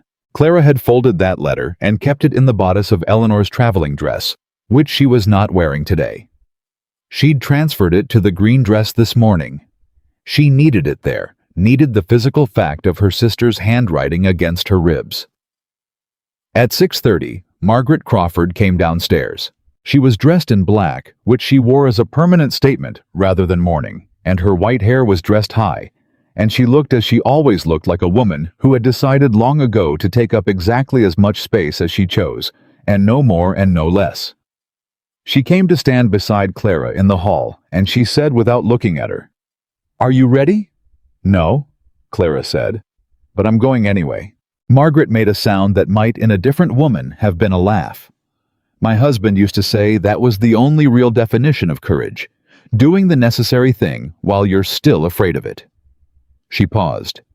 I didn't appreciate it at the time. I thought courage was something you either had or didn't. She smoothed the front of her dress. I was wrong about a great many things. Clara looked at her. You could still if you wanted to step back from tonight. I am 73 years old. Margaret Crawford said with a composure that could have cut glass. And I have kept the wrong silences for 40 of them. I am not stepping back. She turned toward the front of the house. The carriages are on the road. The guests came in the order Clara had arranged, though she'd arranged it carefully through a sequence of invitations that Nathaniel believed were ordinary hospitality. The Beaumonts first because they were old friends of the family, and their arrival would seem unremarkable. Then the Ferris brothers, who came together in their good coats, with their wives and their carefully held faces. And when the older one, Robert Ferris, shook Nathaniel's hand in the entrance hall, Clara watched his hand and Robert Ferris's hand, and saw the faint white-knuckle pressure of a man shaking the hand of someone he despised, while looking pleasant about it. Mary Alcott came forth in her widow's gray, with a composure that made Clara's throat tight, because that composure cost Mary Alcott everything she had, and she was spending it anyway. And last, announced simply by Mrs. Hale as a late addition at Mrs. Crawford's invitation, came Judge Aldous Prentice, retired of Charlottesville, 70 years old, and carrying the particular gravity of a man who had come a long way to do a hard thing and had made his peace with it on the road. Nathaniel saw him from across the room. Clara watched it happen. The slight arrest, the fraction of a second stillness in Nathaniel Crawford's face, the moment where a man's mind catches on something unexpected and has to decide in real time whether it means anything. Then Nathaniel crossed the room and shook Prentice's hand with perfect warmth and said, "Judge, what a surprise. I hadn't expected you." "Your wife was kind enough to extend the invitation," Prentice said. His voice was steady. Clara had been afraid it wouldn't be. Had been afraid the old man would fold the moment Nathaniel's eyes were on him. But he was steady, he was present, and when he glanced at Clara across the room, his eyes were clear. "I was visiting the Beaumonts, and she made the offer. I hope it's not an inconvenience." "Not at all," Nathaniel said in the voice he used when things were very much something. "Not at all." He looked at Clara. She smiled. Dinner was theater, and Clara had spent 2 weeks learning to perform. She sat at the foot of the table, and she managed the conversation the way Eleanor had told her a good hostess managed it, drawing people in, moving the topic when it grew dangerous, keeping the temperature of the room even. She watched Nathaniel at the other end, watched him watch her, watched him also watch his other guests, with the eyes of a man taking inventory, noting who was present, adding up what it might mean. He was not alarmed yet. He was alert. There was a difference, and she needed to keep him on the alert side of that line for another 40 minutes. Mrs. Hale served. Beth and Ruth served. They moved through the room with the practiced invisibility of people who had been unseen in this house for years. And as Ruth reached past Mary Alcott's shoulder to pour the wine, Mary Alcott's hand came up and touched Ruth's wrist very briefly, a gesture so small no one else at the table would have caught it, and Ruth's face did something private and then went still again. And Clara thought even now, even in the middle of all of this, people are being kind to each other. It steadied her. Robert Ferris said at a natural pause in the conversation. "Nathaniel, I've been meaning to ask about the Hammond land, the north parcel. I heard there's been some question about the original arrangement." The table went quiet in the specific way a table goes quiet when something true has been said. Nathaniel set down his fork. The motion was unhurried, deliberate, the motion of a man who controlled every room he'd ever been in. "I wouldn't call it a question," he said. "I'd call it a young man who doesn't understand how his father's debts were settled." "Is that what it is?" Robert Ferris said. His voice was also level. His hands were flat on the table on either side of his plate. Beside him, his brother William had gone very still. "I only ask because I've heard similar questions raised about other arrangements in the county over the years." "Have you?" Nathaniel said. "I have." Robert Ferris met his eyes. "Including some I have personal knowledge of." The room held its breath. Nathaniel looked at him for one long moment, and then he looked down the length of the table at his wife, and what Clara saw in his face in that moment was not anger, yet, not fully, but the beginning of it. And behind the beginning of it was something colder. The look of a man who has been moving pieces on a board, and has just realized that while he was moving his pieces, someone else has been moving his. "This is hardly the conversation for a dinner table," Nathaniel said. His voice was perfectly even. "Perhaps not," said Judge Prentice. Every head turned. The old judge sat 3 seats to Nathaniel's right, and he had set his own fork down, and he looked at Nathaniel Crawford with the specific settled regard of a man who has been carrying something for a long time and has decided tonight is when he puts it down. "But I find," Prentice continued, "that important conversations rarely happen at convenient times, and I have been waiting for a convenient time for approximately 7 years. Mr. Crawford and I've concluded that I will be waiting until I'm in the ground, if I keep that standard." He reached into his coat pocket and produced a folded document, and he placed it on the table beside his plate, and he put his hand flat on top of it. "I have here a sworn statement, notarized in Charlottesville, attesting to the circumstances under which I witnessed a property transfer on your behalf in Richmond in 1811. I was 29 years old. You explained the transfer as routine. I have since had considerable time to understand that it was not." The room had stopped breathing. Nathaniel Crawford looked at the folded paper under Prentice's hand, and then he looked at Clara, and in the space of that look, the last 3 weeks collapsed into one moment of absolute clarity. Between them, he saw it, all of it, the green dress and the changed walk and the eyes that had never flinched, and the 2 weeks of careful construction, and she watched him understand, and she did not look away. "Where is my wife?" he said, very quiet, the quietest he'd been. "Somewhere safe," Clara said. "Somewhere you can never hurt her again." The silence lasted 4 full seconds. Then Nathaniel shoved back from the table, and the sound of the chair on the floor was the loudest thing in the room, and he stood, and for one moment Clara thought the animal thought, the pure physical thought that lived below strategy. This is the moment he decides to simply take it back by force, and she held perfectly still. But Robert Ferris stood at the same moment. And William Ferris, and Mary Alcott in her widow's gray rose from her chair, with the quiet finality of a woman who has been sitting down under the weight of one man's power for long enough and has decided she is done. They stood, and Judge Prentice had not risen because he didn't need to, because he already had his hand on the document that was worth more than any physical posture. And around the room, Mrs. Hale stood in the doorway, and old Samuel had appeared behind her, and Beth and Ruth were there too, still holding their serving things, 2 kitchen girls who had never been anybody's idea of power, standing in the doorway of Nathaniel Crawford's dining room and not moving an inch. Nathaniel looked at them, all of them, the people he had believed were his. "You have no idea what you're doing," he said. He was talking to Clara, but his eyes moved across the room, touching each face.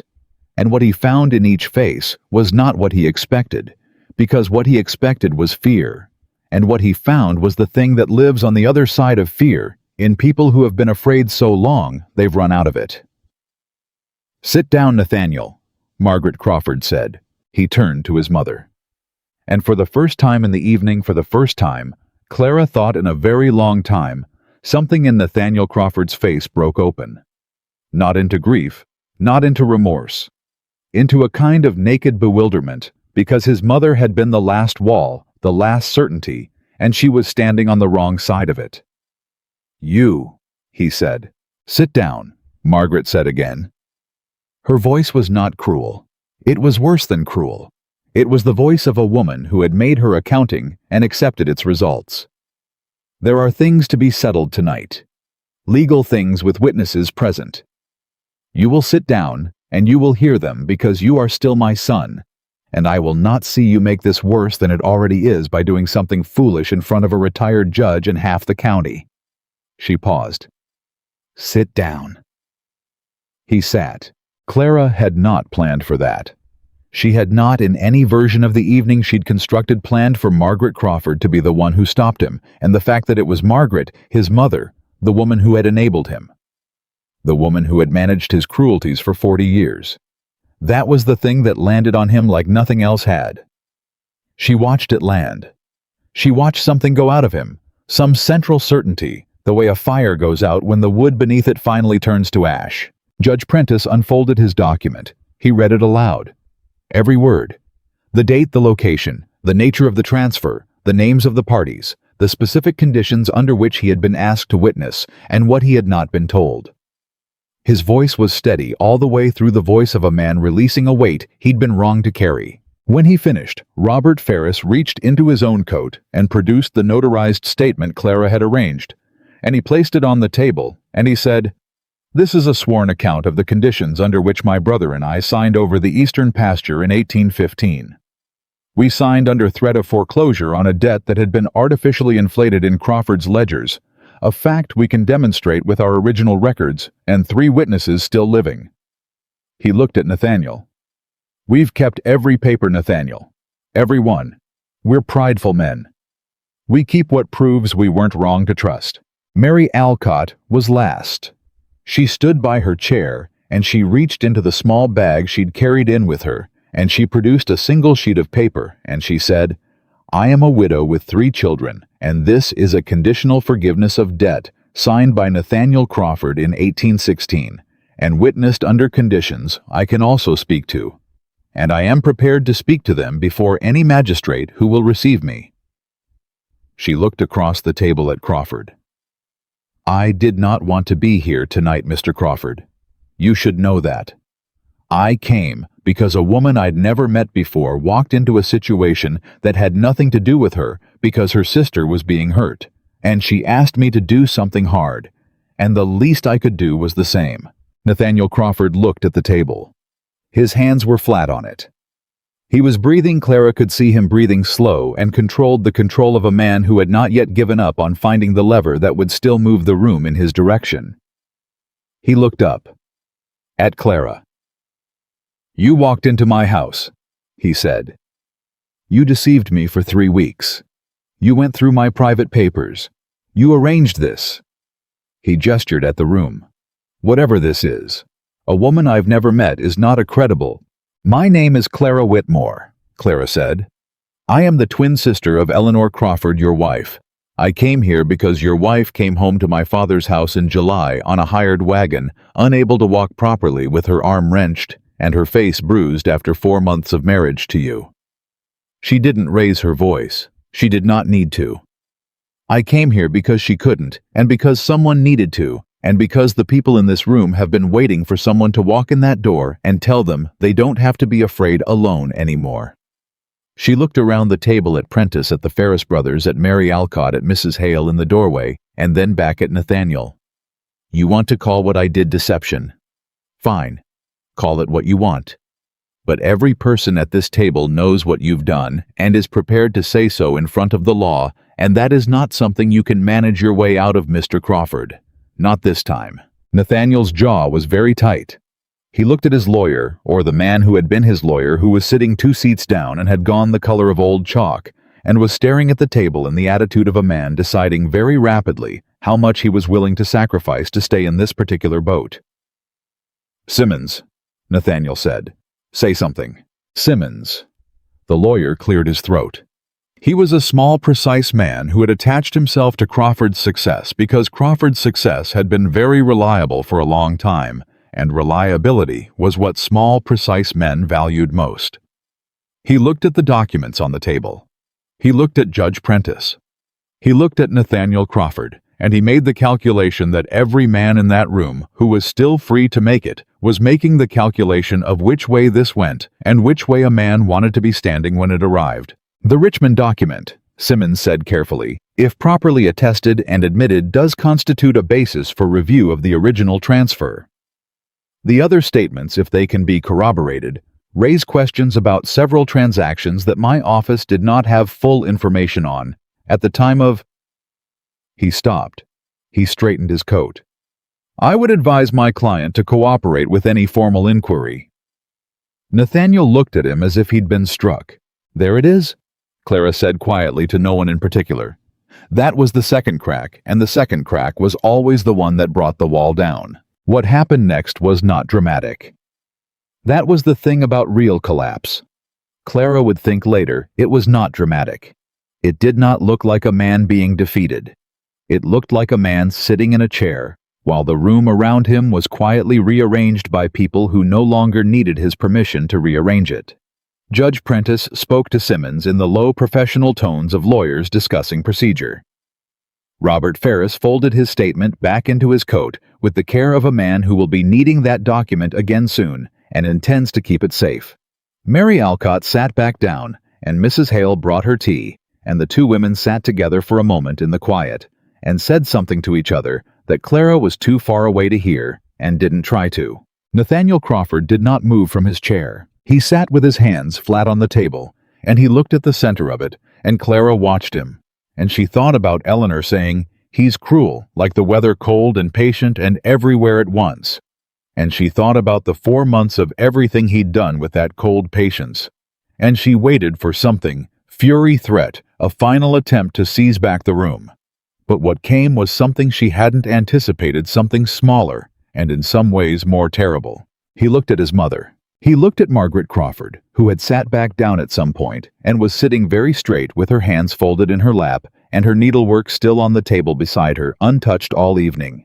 And he looked at her the way a child looks at a parent when the ground has given out, not for rescue, past rescue, but for some explanation of how the ground could have given out at all. As if she were the last solid thing in the room, and he needed to understand what she was made of now that everything else had changed. Margaret held his eyes, and she did not look away, and she did not apologize. "It had to end somewhere," she said. His face, for just a moment, was a young man's face, just for a moment. Then it closed again, and he was Nathaniel Crawford once more, controlled and cold and alone.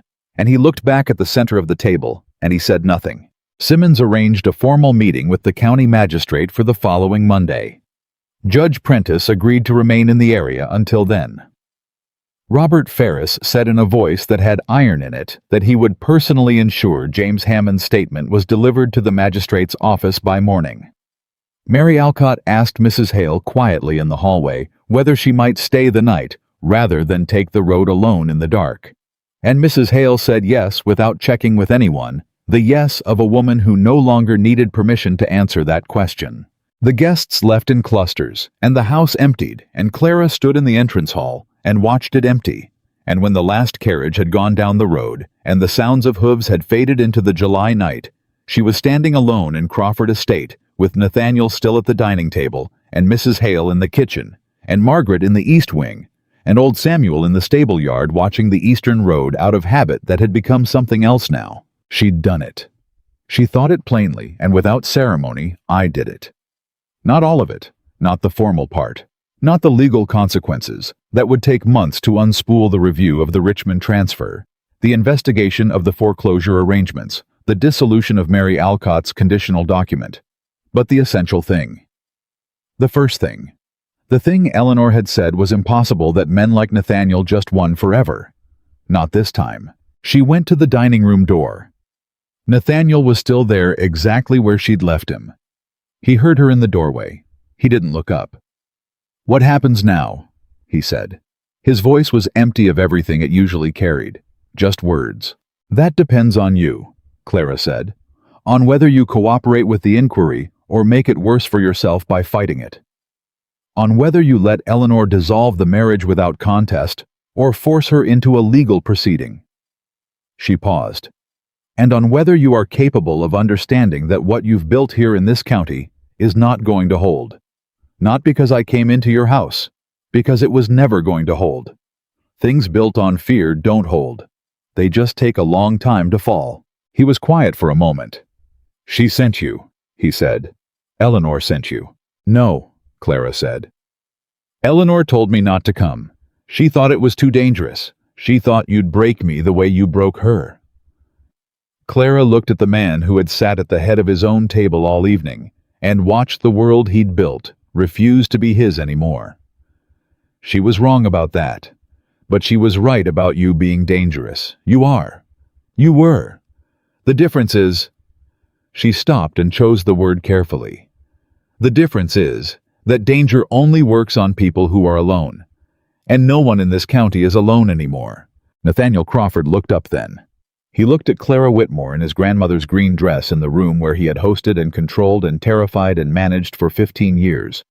And what was in his face was not fury and not grief and not remorse and not any of the things she might have expected. It was bewilderment. Still the bewilderment of a man whose most fundamental assumption about the world, that he could make it do what he wanted, had been shown to be wrong, and who did not yet know who he was without it. She almost felt sorry for him. Almost. She thought of Eleanor in the wagon. "Good night, Mr. Crawford," she said. She left him there, and she went upstairs, and she took off the green dress and folded it carefully, and she put Eleanor's traveling clothes on, and she packed Eleanor's bag with Eleanor's things, every last one, and she carried it down to the front door, and she set it there, and then she went to find Mrs. Hale. The housekeeper was in the kitchen washing dishes that didn't need washing, her hands moving through familiar motion with the same focus she gave everything. "It's done," Clara said. Mrs. Hale set down the plate she was holding. She dried her hands on her apron. She turned around, and her plain face had in it something that was not quite expression, and not quite the absence of it, the face of a woman at the end of a long road, standing in the last light, not sure yet whether to be glad or just relieved. "Is it?" Mrs. Hale said. "The legal part isn't. That'll take months. But the part where he could have stopped it, that's done." Clara leaned against the door frame. "He's still in the dining room." "I'll go to him in a while," Mrs. Hale said. "When he's ready to be human about it." She paused. "He's not all bad, you know. He was a boy in this house once. I knew him when he was a boy." She looked at her hands. "That doesn't excuse what he became, but I like to think it means something, that it can be undone." "It means something," Clara said. She went back to the front hall to Eleanor's bag at the door, and she stood there a moment, and she thought home. She thought of her father in his chair on the porch, staring at his fields. She thought of Eleanor in the narrow bed writing one line in a letter. "The arm is better, so is the rest of me slowly." She thought of the kettle. She opened the door. The summer night came in warm and large and indifferent. The same night it had always been crickets and distance and the smell of Virginia in July, and Clara Whitmore picked up Eleanor's bag and stepped over the threshold of Crawford Estate in the dark, and she did not look back at the house. She had a long walk to the road, and beyond it a longer ride, and at the end of it a lamp in a window, and a sister who would be listening for the sound of hooves. She went. The lamp was in the window.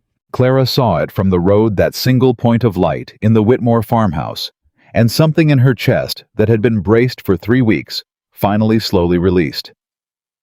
She'd borrowed a horse from the Beaumont stable. Robert Ferris had arranged it before he left the dinner quietly, the way everything useful had been arranged over the past 3 weeks, and she'd ridden through the July dark with Eleanor's bag across the saddle.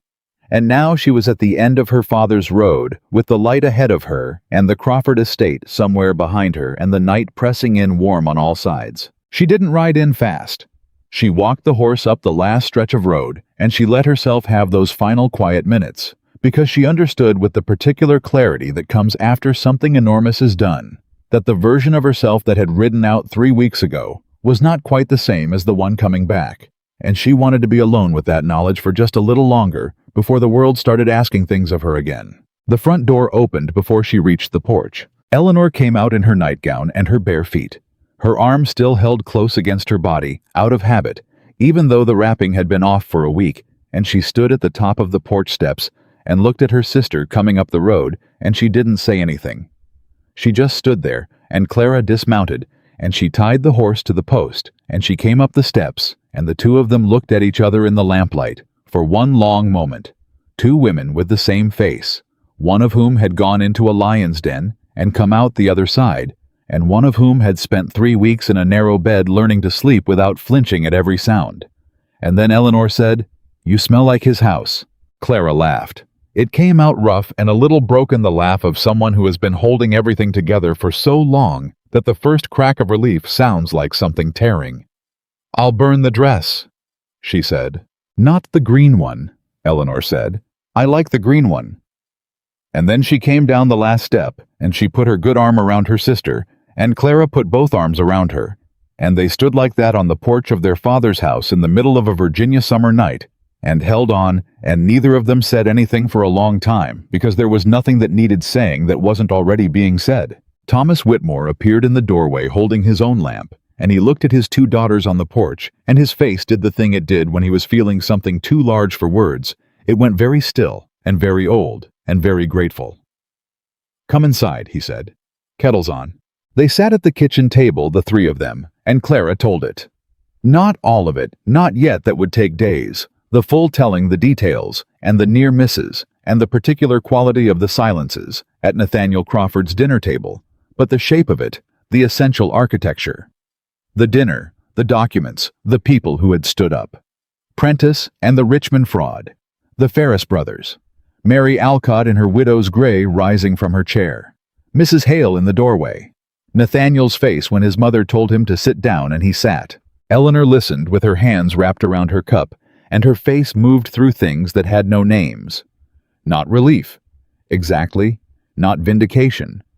Something older and more complicated than either the feeling of a woman hearing that the thing that hurt her was real and was being called by its right name in front of witnesses.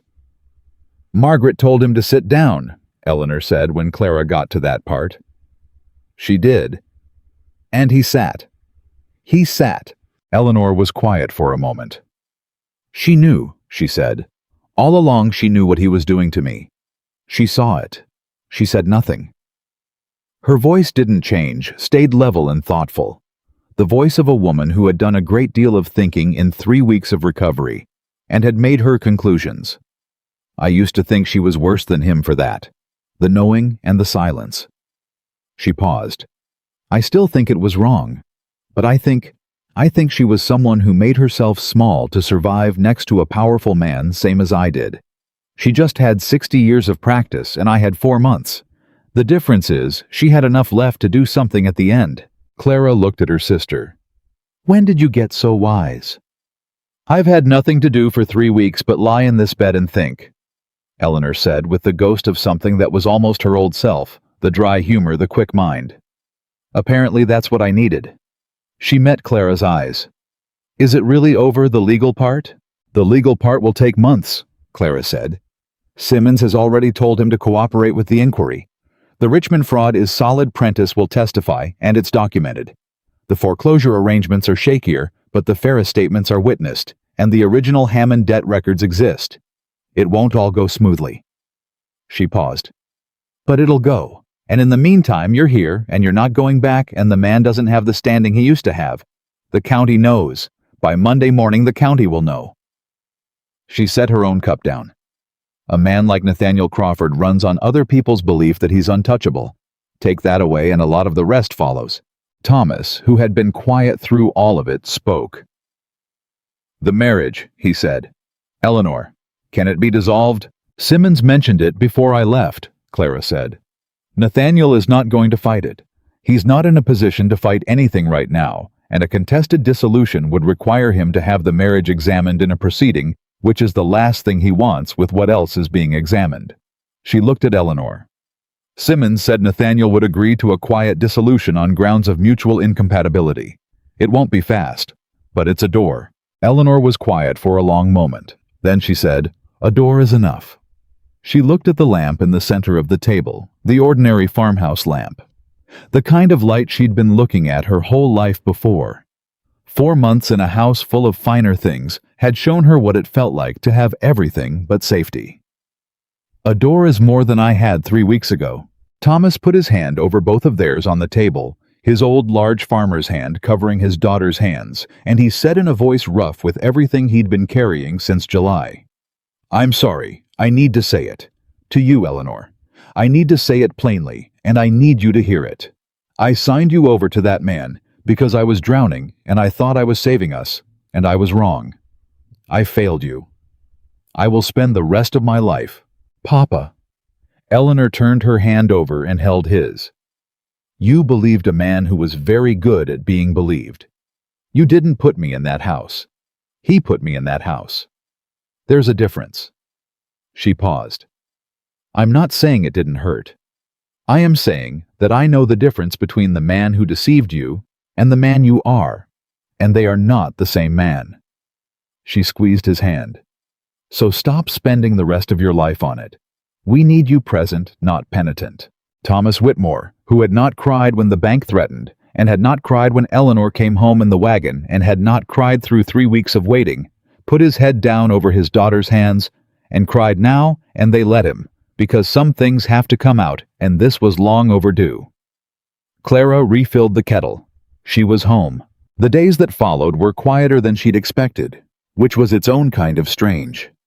She'd spent 3 weeks wound so tight that ordinary time felt wrong, felt too slow, felt like wearing someone else's coat. She kept waking before dawn and lying in the dark waiting for the sound of hooves on the Crawford Road, for the test at the dinner table, for Nathaniel's river ice eyes across a room. It took several mornings before her body believed she didn't have to be ready for those things anymore. Eleanor noticed. She noticed everything. She always had, even now, even still healing. On the 4th morning she came and sat on the edge of Clara's bed at first light, the way they'd done as children when one of them had bad dreams, and she said, "What's it like being back?" "Strange," Clara said honestly. "Like the war stopped, but my hands don't know it yet." "It gets better," Eleanor said. "The not knowing." She pulled her legs up and sat cross-legged the way she hadn't since she was a girl. "The first week I was back here, I woke up every night at 3 in the morning because that was when he—" She stopped. "Anyway, I woke up, and every time I had to remind myself where I was, that I was in this room and not that one, that there was no one coming." She paused. "Then one night I woke up and I didn't have to remind myself. I just knew, and I went back to sleep." She looked at Clara. "Give it time." "I'm not good at giving things time," Clara said. "I know, you never were." Eleanor almost smiled. "You were always the one who fixed things immediately by throwing yourself at them. Meanwhile, I—" She stopped. The almost smile faded into something more complicated. "I waited too long. I should have found a way to tell you sooner. I kept thinking I could manage it, that it would get better, that I was strong enough to—" "Don't," Clara said. "I need to say it. You tried to protect us. Me, Papa, yourself. You made the calculations that a woman in your situation makes, and none of them were wrong to make, they just weren't enough, and that's not a failure, Ellie. That's a trap. He built that trap deliberately." Clara sat up. "You survived it. That's the only calculation that matters now." Eleanor was quiet. Then she said, "What you did, Clara, going in there. I have thought about it every day for 3 weeks, and I still can't." Her voice broke just briefly. She held it. "You could have died. If he'd figured out who you were on day 2, if that letter from Crow had arrived a day earlier, if Mrs. Hale had reported you instead of—" But she didn't. Clara said, but she could have. A lot of things could have been different. Clara met her sister's eyes. You could not have survived another 4 months. That's the thing that was most certain, and that's the one I couldn't live with. She paused. So don't tell me I was brave. I was terrified every single day. I was just more terrified of the alternative. Eleanor looked at her for a long moment, and then she did something Clara hadn't seen her do since she'd come home. She reached out and she tucked a piece of hair behind Clara's ear, the gesture of a big sister, small and instinctive and unbearably normal, and she said, You were braver than you know, and I'll spend the rest of my life making sure you know it. Clara had to look at the ceiling for a moment. The kettle, she said. Always the kettle with you, Eleanor said, but she was smiling now, really smiling. The smile Clara knew, the full one, and seeing it was the best thing Clara had felt in 3 weeks. The first news from Crawford Estate came through Mrs. Hale by letter 10 days after the dinner. Nathaniel had met with the county magistrate. Simmons had accompanied him. The Richmond transfer was under formal review. The Hammond and Ferris arrangements were being examined by a circuit court assessor who had been appointed from outside the county specifically to avoid local conflicts of interest. That detail had been Prentice's doing, the old judge pulling one last thread of his judicial connections to ensure the inquiry had teeth. The Alcott debt forgiveness had been formally suspended, pending review of its conditions, which meant Mary Alcott could not be threatened with its removal while the investigation was ongoing. Mrs. Hale's letter was 3 pages written in her precise, no-nonsense hand. At the bottom, in smaller writing that looked as if it had been added after she'd already sealed the letter and then reopened it. The house is different, quieter. He takes his meals in the study mostly. His mother dines alone in the East Wing. I don't know what they say to each other if they say anything. Beth made a cake last Friday and left a piece outside his study door, and he thanked her the next morning, and she about fell over. Small things, but different things. Clara read that part twice. She folded the letter and kept it. The second letter came from Margaret Crawford herself, 2 weeks after that, addressed to Clara at the Whitmore farm, which was itself a statement that she knew where to find her, that she was not pretending Clara had not existed, that the thing between them was not finished just because the dinner was. Margaret wrote briefly. She wrote that the property review was proceeding and that she expected it to result in the return of at least some of what had been wrongly taken, though the legal process was slow, and she would not make promises she couldn't guarantee. She wrote that Nathaniel had agreed to the dissolution of the marriage and that Simmons would be contacting Eleanor's family through proper channels. She wrote that she had retained a separate lawyer of her own, which Clara understood to mean that she was building a wall between herself and what was coming, protecting what she could of the estate's remaining structure, managing as she had always managed, only now in a different direction. At the very bottom, Margaret wrote one sentence that had nothing to do with legalities. I have been thinking about what you said when you left my sitting room that first Tuesday, that you would remember what it cost me. I want you to know that I believe you meant it, and I want you to know that it cost less than I expected in the end. Some things you carry so long, you forget they have weight until someone helps you set them down. Clara read that sentence several times. She thought about a woman who had made herself the silent manager of another person's cruelty for 40 years, who had raised a man to be what he was, and then watched the whole of it come undone at her own dining table at the hand of a woman half her age. She thought about what it took to look at that and say, I will be on the right side of this. Even now, even at 63, even at the cost of my son. She wasn't ready to forgive Margaret Crawford.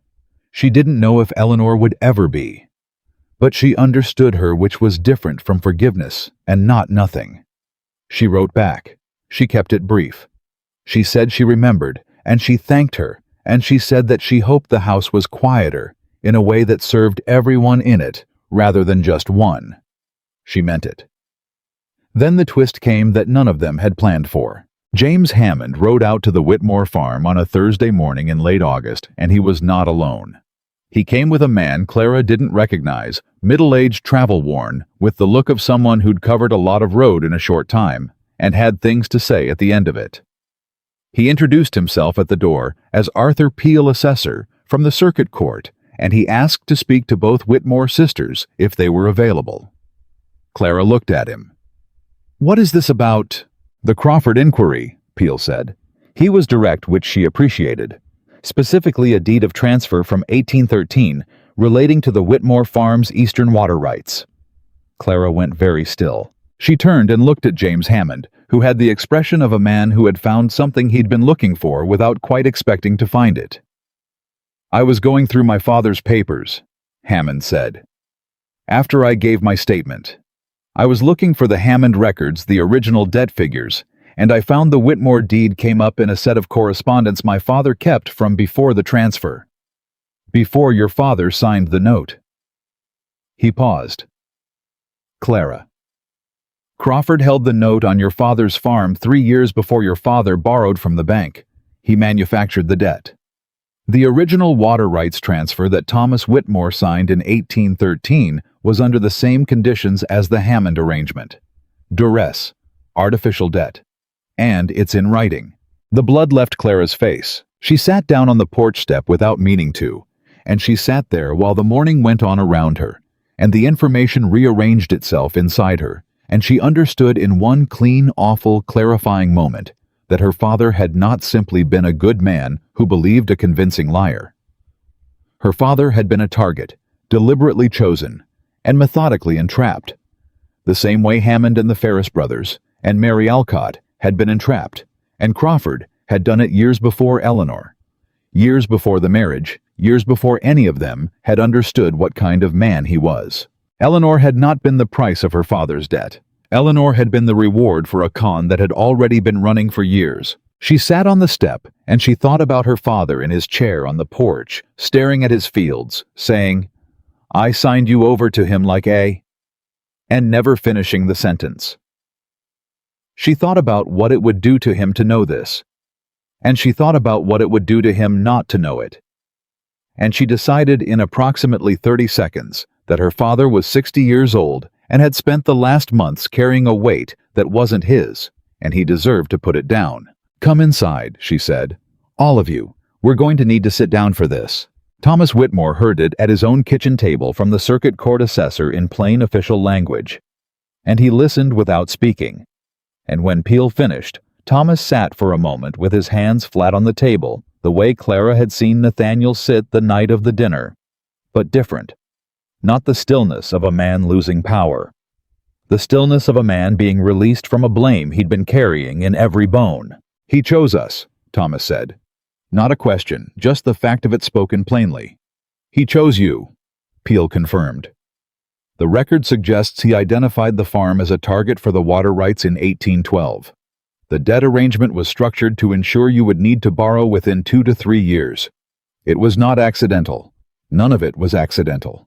Thomas looked at Eleanor. Eleanor looked back at her father, and her face was doing something Clara couldn't fully read, the complex expression of a woman who has spent months blaming the world for her situation and is now being shown the precise architecture of how the world did it deliberately and on purpose.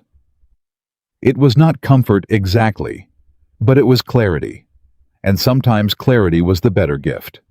"Papa," Eleanor said, "you didn't sell me. You were robbed. There's a difference." Thomas nodded. He nodded slowly and carefully, and then he put his face in his hands, and his shoulders moved once, and then he straightened up, and he looked at Arthur Peel, and he said in a voice that had something new in it, something harder and clearer, and less worn down. "What do I need to sign?" The legal process was exactly as slow as Clara had promised Eleanor it would be, and she had not lied about that, but it moved with the particular momentum of a stone going downhill, not fast, but unstoppable, and picking up weight as it went. The Richmond fraud was confirmed in September. Prentice's testimony was admitted. The original transfer was voided.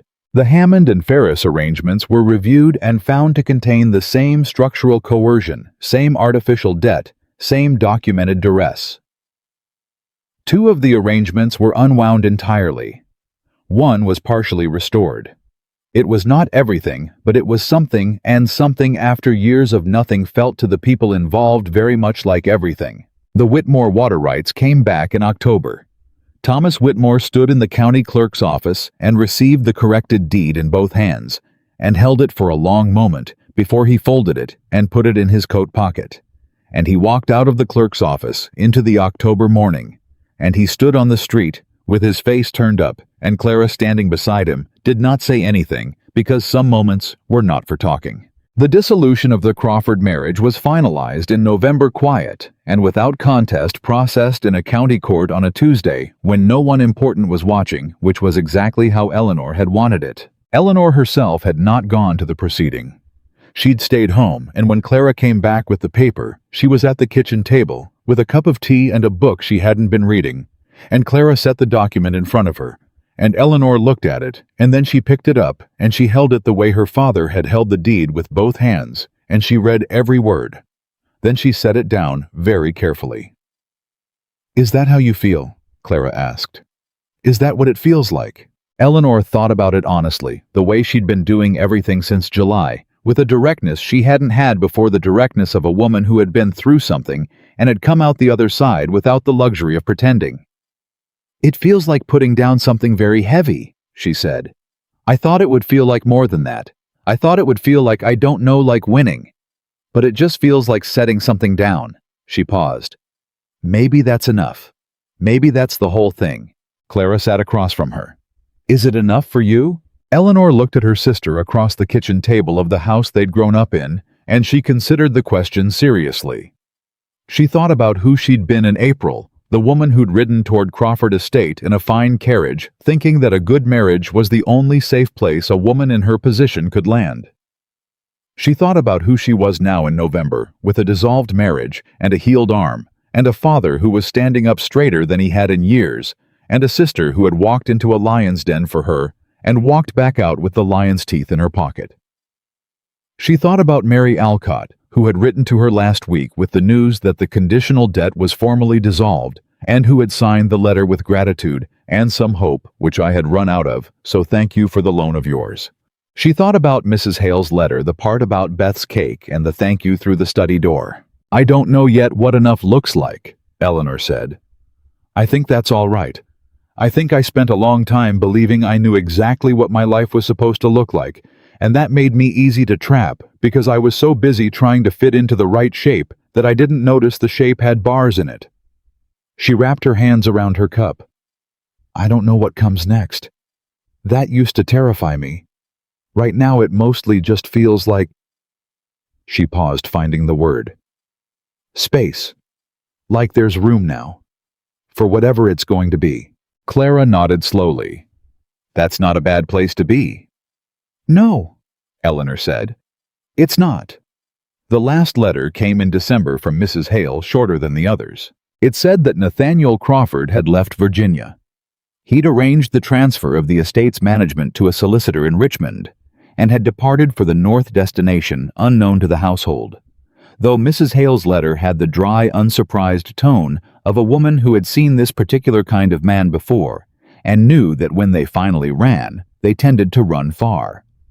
She said that Margaret Crawford had elected to stay in the East Wing, that the estate was being operated under the solicitor's management, while the various legal reviews were completed. That old Samuel still watched the Eastern Road every morning and every evening, not out of fear now, she thought, but out of habit, the habit of a man who had learned that watching was worthwhile. She said that Beth and Ruth were still in the kitchen, and that Beth had started humming while she worked.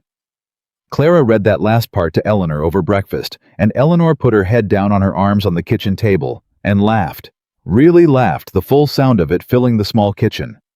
The laugh of a woman who had been afraid to make noise for 4 months and was remembering slowly how to take up space. Thomas, coming in from the yard, stopped in the doorway and looked at his daughter laughing, and his face went through everything it had gone through over the past year, the guilt, the grief, the shame, the slow, painful work of forgiving himself for being deceived by a man who was very good at deceiving. And it came to rest finally on something simpler. "What's so funny?" he said. "A girl is humming in a kitchen in Virginia," Clara said. Thomas looked at her. Then he sat down at the table, and he poured himself coffee, and he waited, because he'd learned this summer and fall that his daughters would explain what they meant eventually, and the waiting was always worth it. Eleanor lifted her head and wiped her eyes, and she looked at her father and she said, "A girl who wasn't allowed to hum is humming now, Papa. That's all. That's the whole story." Thomas thought about it. "That's a good story," he said. "Yes," Clara said. She set Mrs. Hale's letter down on the table between the three of them in the winter light of the Whitmore kitchen, with the coffee going and the fields outside the window and the whole ordinary morning pressing in around them. "It is." The two sisters sat at their father's table, and they were not running, and they were not afraid, and they were not waiting for the sound of hooves on the road. Eleanor's arm had healed. Her laugh had come back. She'd started reading again, real reading, the kind she used to do before Crawford, whole afternoons lost in a book, because no one was telling her that idleness was a flaw. Clara had started sleeping past dawn. She hadn't noticed it until the fourth time it happened, hadn't noticed until she woke naturally with the sun already well up and lay there blinking and realized her body had finally quietly stopped bracing for the worst. They were women who had been through something. They would always be women who had been through something. It had changed the shape of them, both of them, in ways that would not unhappen, and Clara had stopped wanting it to unhappen because she understood now that the shape it had made in her was stronger than the shape she'd had before, and she thought Eleanor was coming to understand the same thing slowly, in her own time, in her own way. Some mornings were still hard. Some nights still brought bad dreams. There were days when Eleanor was very quiet, and days when Clara was very sharp, and days when Thomas looked at his eastern fields with a heaviness that reminded Clara of everything. And those days were part of it too, part of the real thing, the truth of what it looked like to come out the other side of something that hard. But there were also mornings like this one, coffee and winter light, and a letter about a girl humming in a kitchen, and a father who was learning to forgive himself, and a sister who was learning to take up space, and a woman who had walked into a lion's den and back out again, and was sitting at her own kitchen table with her hands around a warm cup, alive and whole and free. Clara Whitmore looked at her sister across the table, and Eleanor looked back, and between them was 24 years and one impossible summer, and everything that had been built and broken and rebuilt since July, and it was enough. It was more than enough. It was the whole of it, and neither of them needed to say so, because they were the same person looking out of two different faces, and they had always known without words what the other one meant. Sometimes courage is not fighting the enemy in front of you. Sometimes courage is walking into darkness so someone else can finally see the light. And sometimes the truest, quietest, most unshakable kind of courage is simply this: sitting down at your own table on an ordinary morning in your own life, on your own terms, and staying there. Clara stayed. Eleanor stayed, and the Whitmore farmhouse held them the way it always had, the way it always would not. Grand, not fine, not a great estate with a long drive and a locked cabinet full of other people's secrets. Just a house, just a table, just a lamp in the window, and the smell of coffee, and two women who had chosen against all the odds the world had stacked against them to be free. That was enough. That was everything.